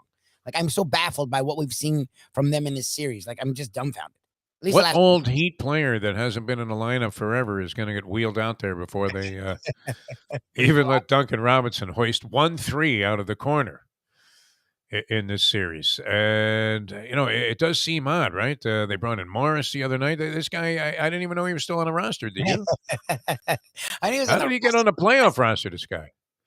I Is didn't know. Zoe going to get some minutes? I mean, why not just run Haslam out there while you're at it? I mean, at least he's, been in uniform during this period of time. And it's a strange thing. Now, far be it from me. I mean, look, we've all seen that Eric Spoelstra and is considered by all of the greats in the game to be among the best of coaches. He was nominated, to be one of the top 15 coaches? Top 15 ever. Ever. Yeah. Eric Spoelstra. Right? We're talking Phil. We're talking Chuck Daly. We're talking Red Auerbach. Yep. All of these guys. Pat Riley himself. Yep. My God. I know. Been great coaches throughout NBA history. I mean, he's won 2 titles. He's been to the finals 5 times. Like, he took Dr. Jack. How about Dr. Jack? Ramsey? Yes, there's a long list of really good coaches. And Spoelstra, that's the thing, is people are trying to get on him. And again, we got on all these other guys, so you can get on him, but he's earned the right to mess around a little bit. I'm just confused. The Robinson is the one thing where it's like, put him, I'm not saying rely on him, but put him out there. Just see if he can hit a couple threes, break it up a little bit. Because you can see they're forcing it, and that's the worst thing when it comes to sports, let alone basketball. Like, you can't force it. No, I mean, look, he threw Oladipo back into the rotation, and he helped. That's fine. He's acquitted himself pretty well. I was amazed when I said, "Who is this?" The guy when Morris hit the floor the other day. I was like, "Well, where did he stumbled out of an ambulance onto the court? What was that?" And the only reason it was significant, it's one thing you're in a blowout loss or whatever, but you're asking yourself, how could that guy be getting minutes before Duncan Robinson? I know they don't do the same things, but and not that people tend to attach this. I don't want to do this because it's not like Duncan Robinson suddenly is going to be a savior, and the fact that he's not playing is exclusively why the Heat are losing. But it just struck me so odd that a guy could be just smoking hot one night and then disappear completely from the rotation, as if he was Alan Ogg. It's like there's no way you're hitting the floor even when the fans start chanting and we're up 40. Exactly. We want Ogg. We want Ogg. I wouldn't be surprised if there was some free Duncan Robinson shirts. People are all about it. People are like, let out some signs mixed in with Roe versus Wade, and then it's going to say like free Duncan Robinson, freedom of choice, Eric Spoelstra. Let some guy hoist a three that can make one. No, well, that's the thing is, it's like, look, I'm not counting on him to save them. They didn't need save. That's what people don't realize. Like the national, well, see, we told you. What'd you tell us? He played horrendous, and we're in the game with 3 minutes left. Like, that's the thing. They didn't need to be saved. Butler just needed a little help. Like any help, they win that game and probably win by double digits. Like any help. He has lived up to the nickname Jimmy Buckets. I mean, he does not, shoot the ball particularly smoothly. And yet, his ability to just, sort of create a spot for himself and find a way to get a clean shot off, and then at the same time, somehow draw contact on the way down and end up at the free throw line. And regardless of whether he makes the shot or not, he's probably getting a couple of points. Tremendous ability to generate points without being, the most artistic of shooters. Yeah, he says it. He said it. Or, I mean, it's not like he's so graceful, at the basket either. He just somehow makes it happen, which he's been great. And we know that he has this kind of like zombie-like concentration on winning and all that, that it involves, but not getting a whole lot of help from anybody. I don't know why. I mean, is it a stupid thing to feel? Would you go ahead and take the points with the Philadelphia 76ers tonight, knowing that they had won the last 2 games and really themselves had not been in perfect sync? Because you had, Harden came alive in the fourth quarter of that 4th game. But before that, I mean, who knew what you were going to get from him? And Embiid, clearly was not 100% when he was out there in Game 3, and maybe was a little bit better in Game 4, but not playing, the kind of basketball that you're thinking he's going to go for 39 on some, incredibly high percentage of shots and just dominate the game on the inside the entire time. So we'll see. But what would you take 3.5 points with the Philadelphia 76ers tonight if I offered it to you and under loser leaves town considerations? See, I wouldn't. I'm uber biased. Like this, to me, feels like the spot where the Heat come back and put everything together. I don't know what I would do in Game 6. Game 6, like the way that they've been in Philadelphia. If you're getting numbers like that, which you're not, it's going to be the other way. I'd go Philadelphia. I think I understand where they're coming from the line perspective. The Heat have played much better at home. All right, so who wins the championship now? I mean, come on, Lubie, let's. I think we've got the field narrowed down a little bit. Suns. Like I don't know what's going on with the Suns. I'm so confused by the Suns. Chris Paul getting 5 points and fouling out. Chris Paul having as much, if not more, turnovers and assists. Like the Mavs aren't great defensively. Like Doncic is a sieve defensively. So I don't understand. Well, that's the team that made Chris Paul struggle. Like I thought the Suns would walk right through the Mavs. Like, I'm confused. The Suns to me were the favorite and overwhelming favorite. Like not the Bucks. People overrate the Bucks. Giannis is the same dude. He's just now saying, you know what, I'm going to run over people, which is fine. But then the Bucks you can stop them. Like if he isn't shooting from 3, you can just do what the Heat did, go pack the paint, and you could beat the Bucks. The Suns, you can't. The Suns don't have a weakness. But if Chris Paul is getting 5 points versus an average defense, then I don't know what the hell to do with the Suns. To me, the Suns were going to run away with this thing, whether it's the East or the West. So I guess the Warrior, I don't know. Like the NBA, this is as wide open as I've ever seen it. Like there's no one that I would say, yeah, they're the team. The Bucks run a 2-2 thing. Yeah, and you don't even know who's going to emerge from 3 of the 4 series. Yep. That are ongoing at this point. So, and it would be anybody's guess. I mean, Milwaukee looked like they were going to have that game in hand last night and then ended up losing by a wide margin to the Boston Celtics. The guy, speaking of betting, though, the analyst in the Brent Musburger Barry America campaign, which I just happened to pick up yesterday's paper and see what his pick was, and see, there's the thing. You could be, wrong and wrong a lot in wagering. This is why they offer, and what was it? MGM was offering, I was going to mention this earlier, $1,000 like introductory bet where, you could go ahead and bet a dime. Now, there have to be people that have mastered this. I would imagine some type like Larry the Leaper would have figured out all of the angles. You know how people know how to get all of the bargains at the store with the coupons and the discounts, and when they use credit, it's legendary. You're in a 10 items or less line. The person in front of you has 32 items, and then they have like a bunch of coupons that date back to the 50s. Yes. They have green stamps they're redeeming there at the cash register. Green stamps, my friends. Yes. And somehow at the end of it, they get like 2 baskets full of groceries that, they refuse the assistants out to the parking lot. They wheel them both and they get money back. They don't even pay anything. Store owes them money. Yes. Here's your credit, ma'am, and we'll see you next time. Yeah. So this is what they're doing, though. I mean, there have to be people that are very sharp that can go to the MGM Grand, download whatever they have to do to sign up, and make $1,000 plunge on one of the teams that is playing tonight. Let's say lose that. I mean, do you have to bet a certain amount of money to get the 1,000? Is that just a phony, fraudulent, completely bogus come on? I feel like it is. I mean, how could they allow you to just throw $1,000 into an account, bet it, and then have no other obligations? That's a big number. Like I know people throw money away, but you should be able to have some fun with 1,000. Because you would open up every account that you possibly could the world over, which most degenerates probably are doing anyway. Number one, I guess it would be advisable just to shop the price around and find the outlet where instead of laying 7.5, maybe you're laying 6.5. And, that becomes much more favorable. I mean, any sharp gambler that does that for a living is running around and shopping around for the best price.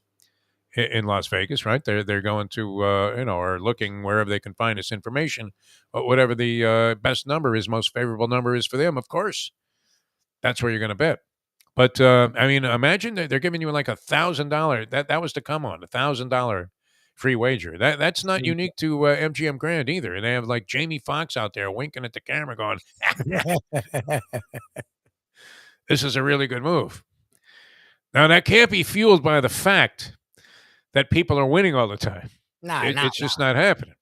Yeah, they know they're so, it's hard to criticize a guy like this. In this case, he whiffed. He said that Milwaukee will score, and this is how good the lines are, will score less than 106.5 points. You can actually bet just on Milwaukee's total. Okay. How about that? That's specific. Remember, you used to bet like a team. That was it, win or lose. Yes. And that was it. Now you can bet, just Milwaukee's total in the game. He had under 106.5, and they scored 108 last night. Oh, geez. And I don't know if that was like a token chuck, but I mean, how far? I mean, you can't bury the guy for that, even though he buried all of his followers with that particular pick. But how far off was he? I mean, he was right there. Yes, he was. But you're going against the impossible, which is, and I, for the life of me, how is it that these guys are not deposed by the government, these line makers, and they seek out their mathematical formulas and make them, reveal them so that we can figure out how to do all other things based on their logic? No? Yeah, it feels like they're pretty spot on. Why can't that be extrapolated to other things in life? There would be no more car accidents. No one would be poor. It would be incredible. Save the world. There would be no more volatility. People would be polite to each other. If we could just go by the numbers that the line makers make, and we could extrapolate those figures and apply them to other things. So if you're losing people, this is my message here. I don't know if you'll see this on a FanDuel ad. Maybe this isn't the best position for us to take here since we seek their backing. Exactly. As we speak. But, I mean, you have to realize how impossible it is, to play against this numerology, which even Rene Descartes, I mean, he would marvel at this, would he not? Oh, yeah. I mean, the fact that they're so close almost all the time is freaking scary. And based on what? I mean, what are they throwing into this equation? Now, I'm not a fan of sabermetrics or analytics when it comes to coaching teams or, the way teams defend certain players or go into certain games strategy-wise, especially, I mean, in baseball. You're thinking that those numbers are easily defeated if somebody would just take the time to learn how to hit the ball the opposite way. No, yes. Would you agree?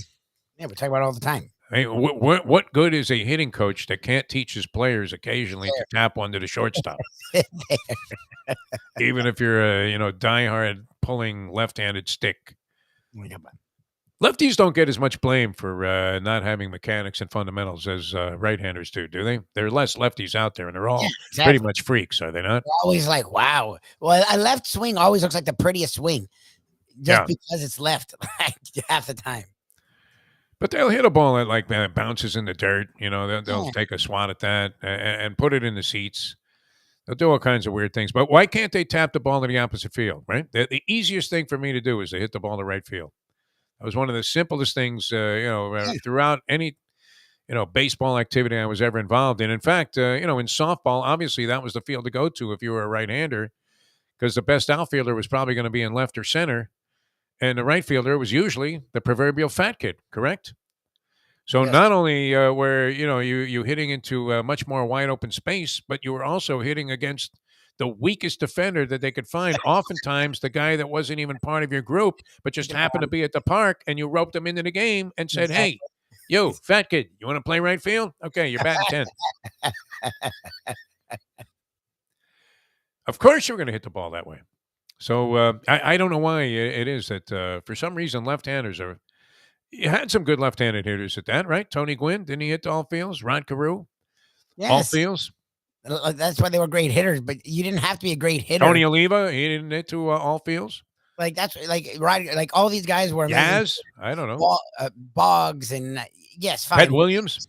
Fine, Joe D. But like you didn't have to be them. Like that's my problem is like you're either a great hitter or you have no shot. It's like the shifts are so ridiculous now. Yes. It's so weird. Like it's almost like in the day when you didn't have enough players, like you only had there used to be. We used to play this home run derby game where we'd go to some ball field that had a fence, and you only had 3 guys on each side. So 2 guys played the outfield, 1 guy played the infield, and you would anything that wasn't out of the park, what wasn't out, but you could only hit to one field. Yes, that was it. And you've seen that, right? Where, you didn't have enough guys to play softball. Maybe it was raining. Half your guys didn't show up. Maybe they were too drunk to make it to the Sunday morning game that you played every Sunday. Sunday, yep. Yeah. So I mean, and it was an obligation. It was something was required that you show up. But you'd have too few guys, so you would say, okay, we'll only play hitting the left field. And if a lefty came up, then you would have to shift everything over. But that took half my game away. I didn't like it. It's just weird. It's It just did. interesting, man. Like you're not right. You're not wrong. Like guys' jobs is to teach hitting. If you literally have half your lineup, or now what is it, 70% of your lineup can only hit the one side of the field. Like, how good are you at your job? What do you need the guy for? Like, I don't get it. Right? It's kind of like Mike Westhoff was saying about special teams coaching, where they don't have any special teams plays anymore, or very few. Yeah, he said. I mean, you really need a full-time special teams coach for the 2 kicks that are returned in an NFL game.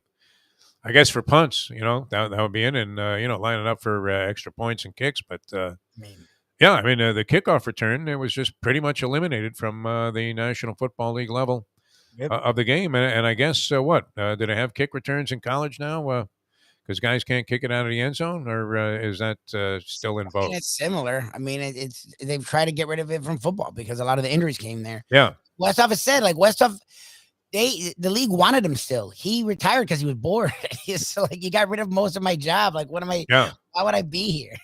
Like, hitting coach on a Major League Baseball team has to be the most useless position now, other than, well, it isn't the worst job in all of sports. We know what that is. That's the teaser horse at a stud farm. yes. But and it could be a scalper at Marlins games if this tendency continues. That was at one time number one on the list. Ticket scalper at a Marlins game. Yeah. Where there's like 800 people in the stands there and 37,000 empty seats. Yeah. Hey, got tickets here. 4 tickets if you need them. Right front row. Hey, good luck with that. Game's about to start, right? This poor schmuck is out there. He'd be better off selling arepas. Honestly. At least you can get some value out of that. All right. We're going to come back with more. I want to tell you about Jimmy Johnson's Big Chill, though. Wow. Don't know what this weekend is going to be all about, but it's never a bad time to get away to the Keys, especially the heat is on, so to speak. And I'm talking about temperature-wise here in South Florida. And it's also a great vacation spot if you're from out of town here, watching around the country or wherever you happen to be, somewhere else in the world. Come down to Key Largo, a beautiful spot to relax and really just unwind and feel like you entered another universe. And the best place to do that is at Jimmy Johnson's Big Chill, mile marker 104 on the Overseas Highway. Great food and drink all over the place. Tremendous service, great vibe, tremendous music on the weekends. I don't know, do they do that on the weekdays too? They're real big music fans there. They have the sports bar. You can get anything from a pizza to the most sophisticated of fine dining on the fresh seafood that comes right out of the ocean, right out of the bay. They're buying his stuff off a local fisherman. In fact, right, remember that? You saw Jimmy down there himself saying, hey, wait a minute. We won all of those, snapper that you caught, right? We're having a yellowtail special tonight. Unbelievable. Fresh right off the dock. Just absolutely great. You're going to love it. There are a lot of places you could go in the Keys, and, you could get all kinds of different vibes. But the best of the best is right there at mile marker 104. It's Jimmy Johnson's Big Chill, owned by the great Larry Calvano, Dominic Congemi involved. And, the Congemi's first rate when it comes to virtually everything. His lovely wife, Amanda, does a tremendous job there. Service is great. Pool's a terrific place to hang out. Really just absolutely wonderful environment there at Jimmy Johnson's Big Chill. Mile marker 104 on the Overseas Highway in Key Largo. All right, Lubie and I are coming back with more on our Believe podcast today. Grant Long going to help us dissect some NBA stuff. He is a phenomenal analyst, so you might want to check that out. That's BLEAV. What do you have to do to find that, Lubie? Just go to BLEAV.com, Believe.com, search After Hours. Very simple. We're right there. I like the logo, but shouldn't we have faces in the logo, Lubie? What's the deal on that? No, the After Hours, we do have faces. The After Hours is the one that's really cool. They just put us the wrong order. I'm on the side where you should be. The other one is my people think you're a Defo. I'm surprised with this new Lubie recognition factor. And I am excited about the professor recognition factor. Now, how did that come about in the sports book there, in the race book? Sitting there at the Brassville bar, and this guy, we were talking. He couldn't even see Ken. We were just talking, and he literally tapped him on the shoulder. And Ken's not Mr. Personable in person. He's not one for. He's very big on personal space. So he sort of made a look, and I was like, "Hold on, don't snap at that guy." And he was like, you're the professor, aren't you? And I just started laughing. I was like, Wow. people would love this. That is classic, man. That was I'm very amazing. proud of that I fact. loved it. I Oh, loved it. that's great. And the Lubie recognition factor, it shows stone crabs. Yeah. I mean, you have to wait for somebody to die to get a waiter's job at Joe's Stone Crabs, right? Yeah, honestly, the guy had been there for 20-something years. It was like giant season tickets, right? Where you had to be on a list to get a waiter. Yeah, okay, yeah, come back in about 20 years. I think Joe I mean, our is bill going was to hang them up. there's only 3 of us. Like, and no one's, if you're going to Joe's, you're not, unless you're maybe Canadian, you're not tipping nothing. Like, so he's making 50, 60, if not more on a table. And he was doing a bunch of tables. So Oh, no, those guys make some serious capital. Yeah. Oh, my God. Like, that's a Because they closed for a while. That's one of those restaurants where you could take 6 months off and come back. It's kind of like being a bartender at Saratoga. Yep. Where, our good friend, the Marty girl, would make enough money in the, several weeks. I guess it's now 7 weeks or something of Saratoga. It used to be like 4. It was 3 at one time, then 4, and then 5. They kept expanding it because the people love it so much and they love the action there. And, it's just a tremendous atmosphere. And she would make enough money, during those couple of months to do nothing the rest of the year. Which, that's what we need, Lubie. I was gonna say Something like that. I always sign up for that. I'll be scalping Marlin tickets pretty soon if we don't, connect on something. All right, we're coming back with more in a moment here on the Defo Show here on Ion Channel. Tomorrow, Tony Segreto, we go old school. And Tony, if you're listening, I sent out that check, so don't worry about it. Nice. It's in the mail.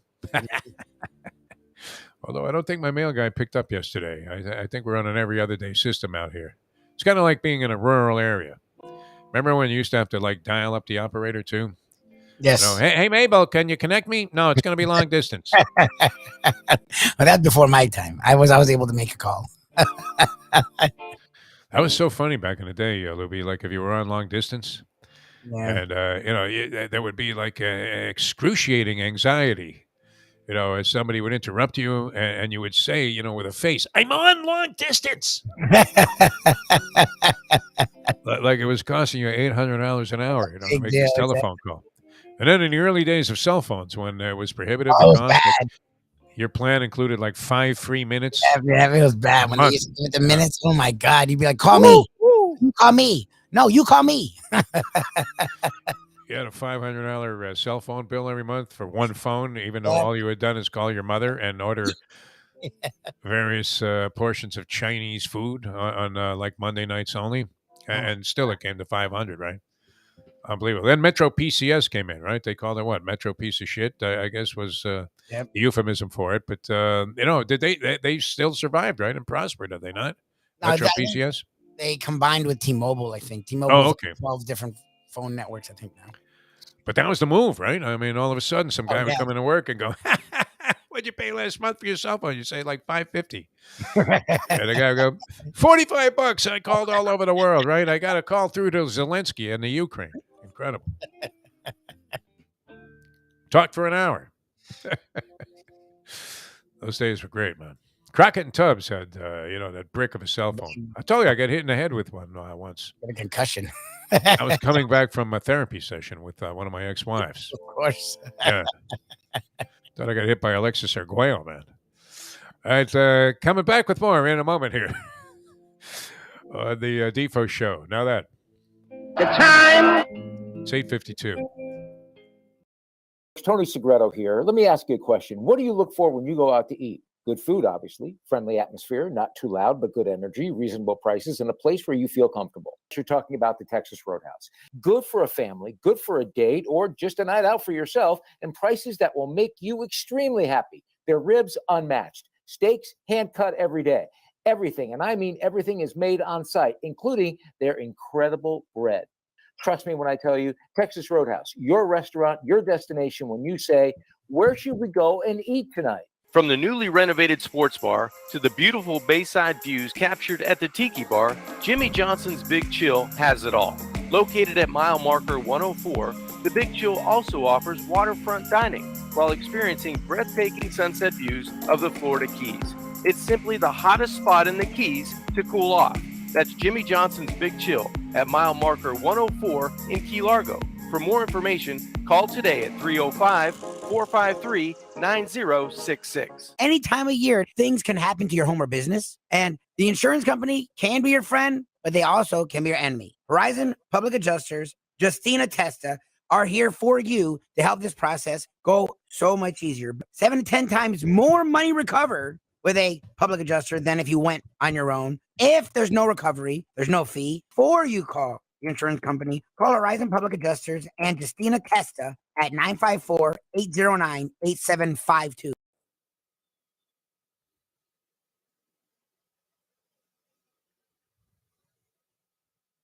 Ric Flair, the world's heavyweight champion. I don't have to say a lot more about the way I feel about Ric Flair. No respect, no honor. There is no honor among thieves. He put hard times on Dusty Rhodes and his family. That is. The only way to get your morning started is with Defo, joined by Lubie, right here on the Defo Show.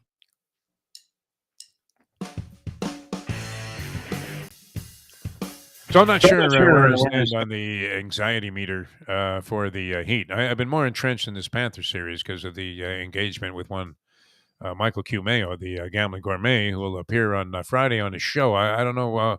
Will he be a whiter shade of pale on Friday? Oh, I hope they after they the Wednesday game. Games? Oh, there's only okay, so they don't play again until Wednesday.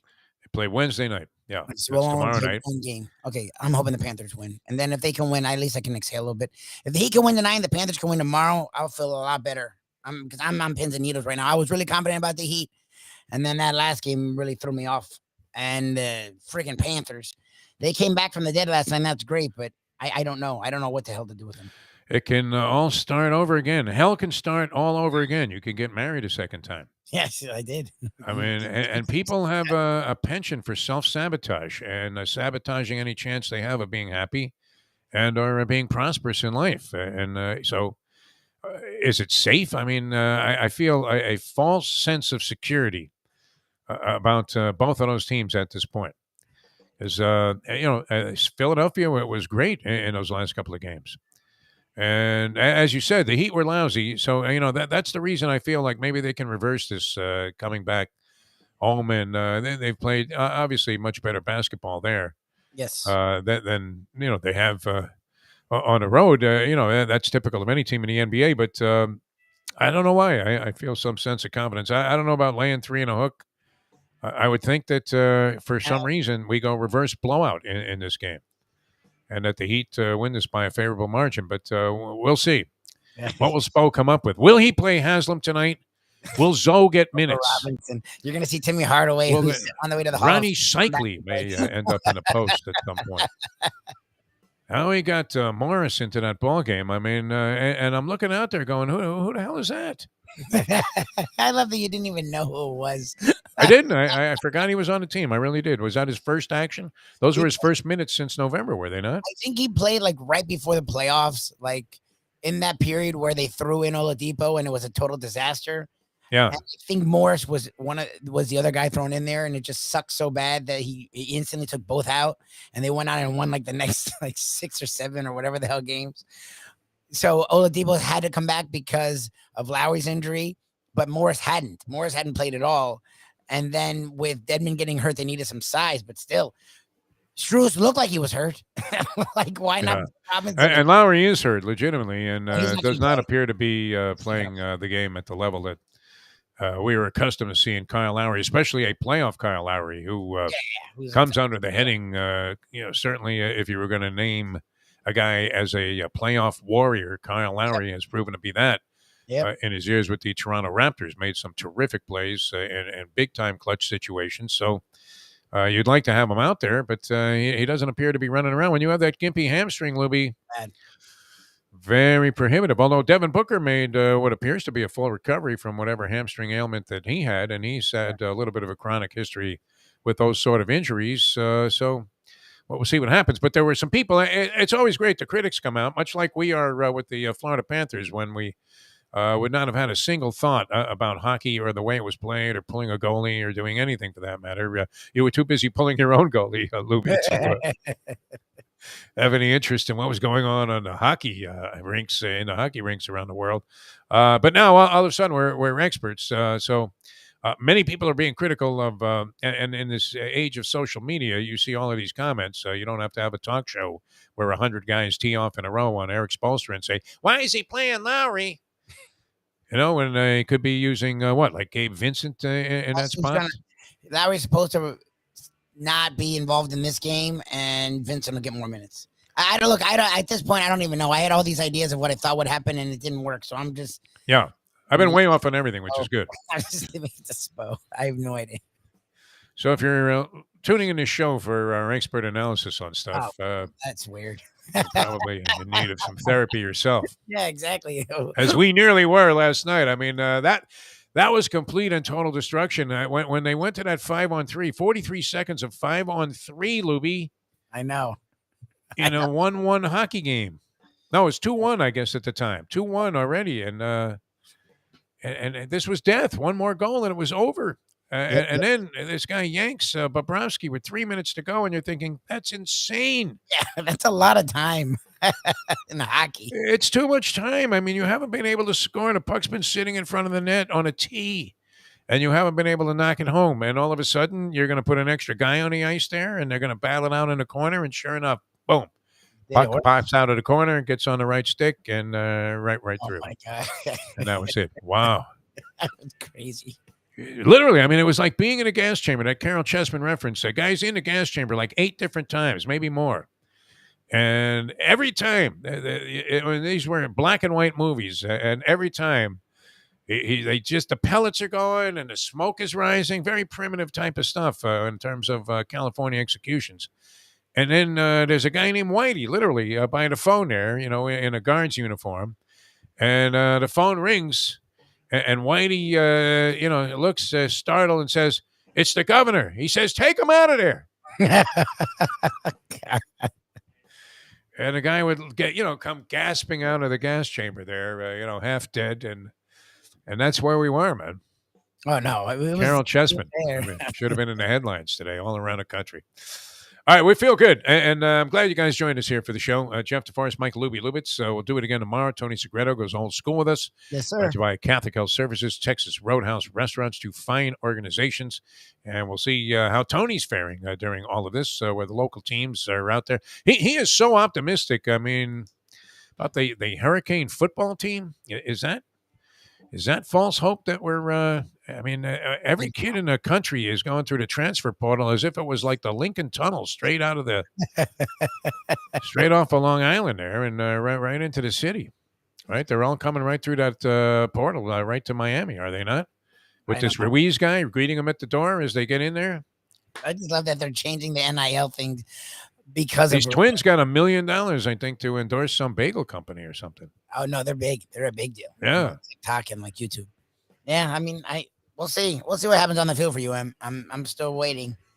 UM fans are pretty convinced. I don't know if I am. The professor's big board with the 400-pound lineman that's endorsing sensitivity candles. That's the best. That's classic. All right, on that note, we'll let you guys go. You're off the hook for today. The Defo Show, you can Google it and find it. Ion Channel. Catch us on 5 Reasons Sports Network and our Believe podcast later on today on Believe Networks, BLEAV. It's going to feature just one of our all-time favorites, the great Grant Long. Yes, going to join us here on the show. I almost said Glenn Rice there. I don't know why I was thinking of Glenn Rice, G-Money. Must have been in a dream. All right, we'll see you tomorrow at 7 in the a.m. as we leave it now that. The time. It's 9:02. Let's go to eat a damn snack. Look what they done to my show.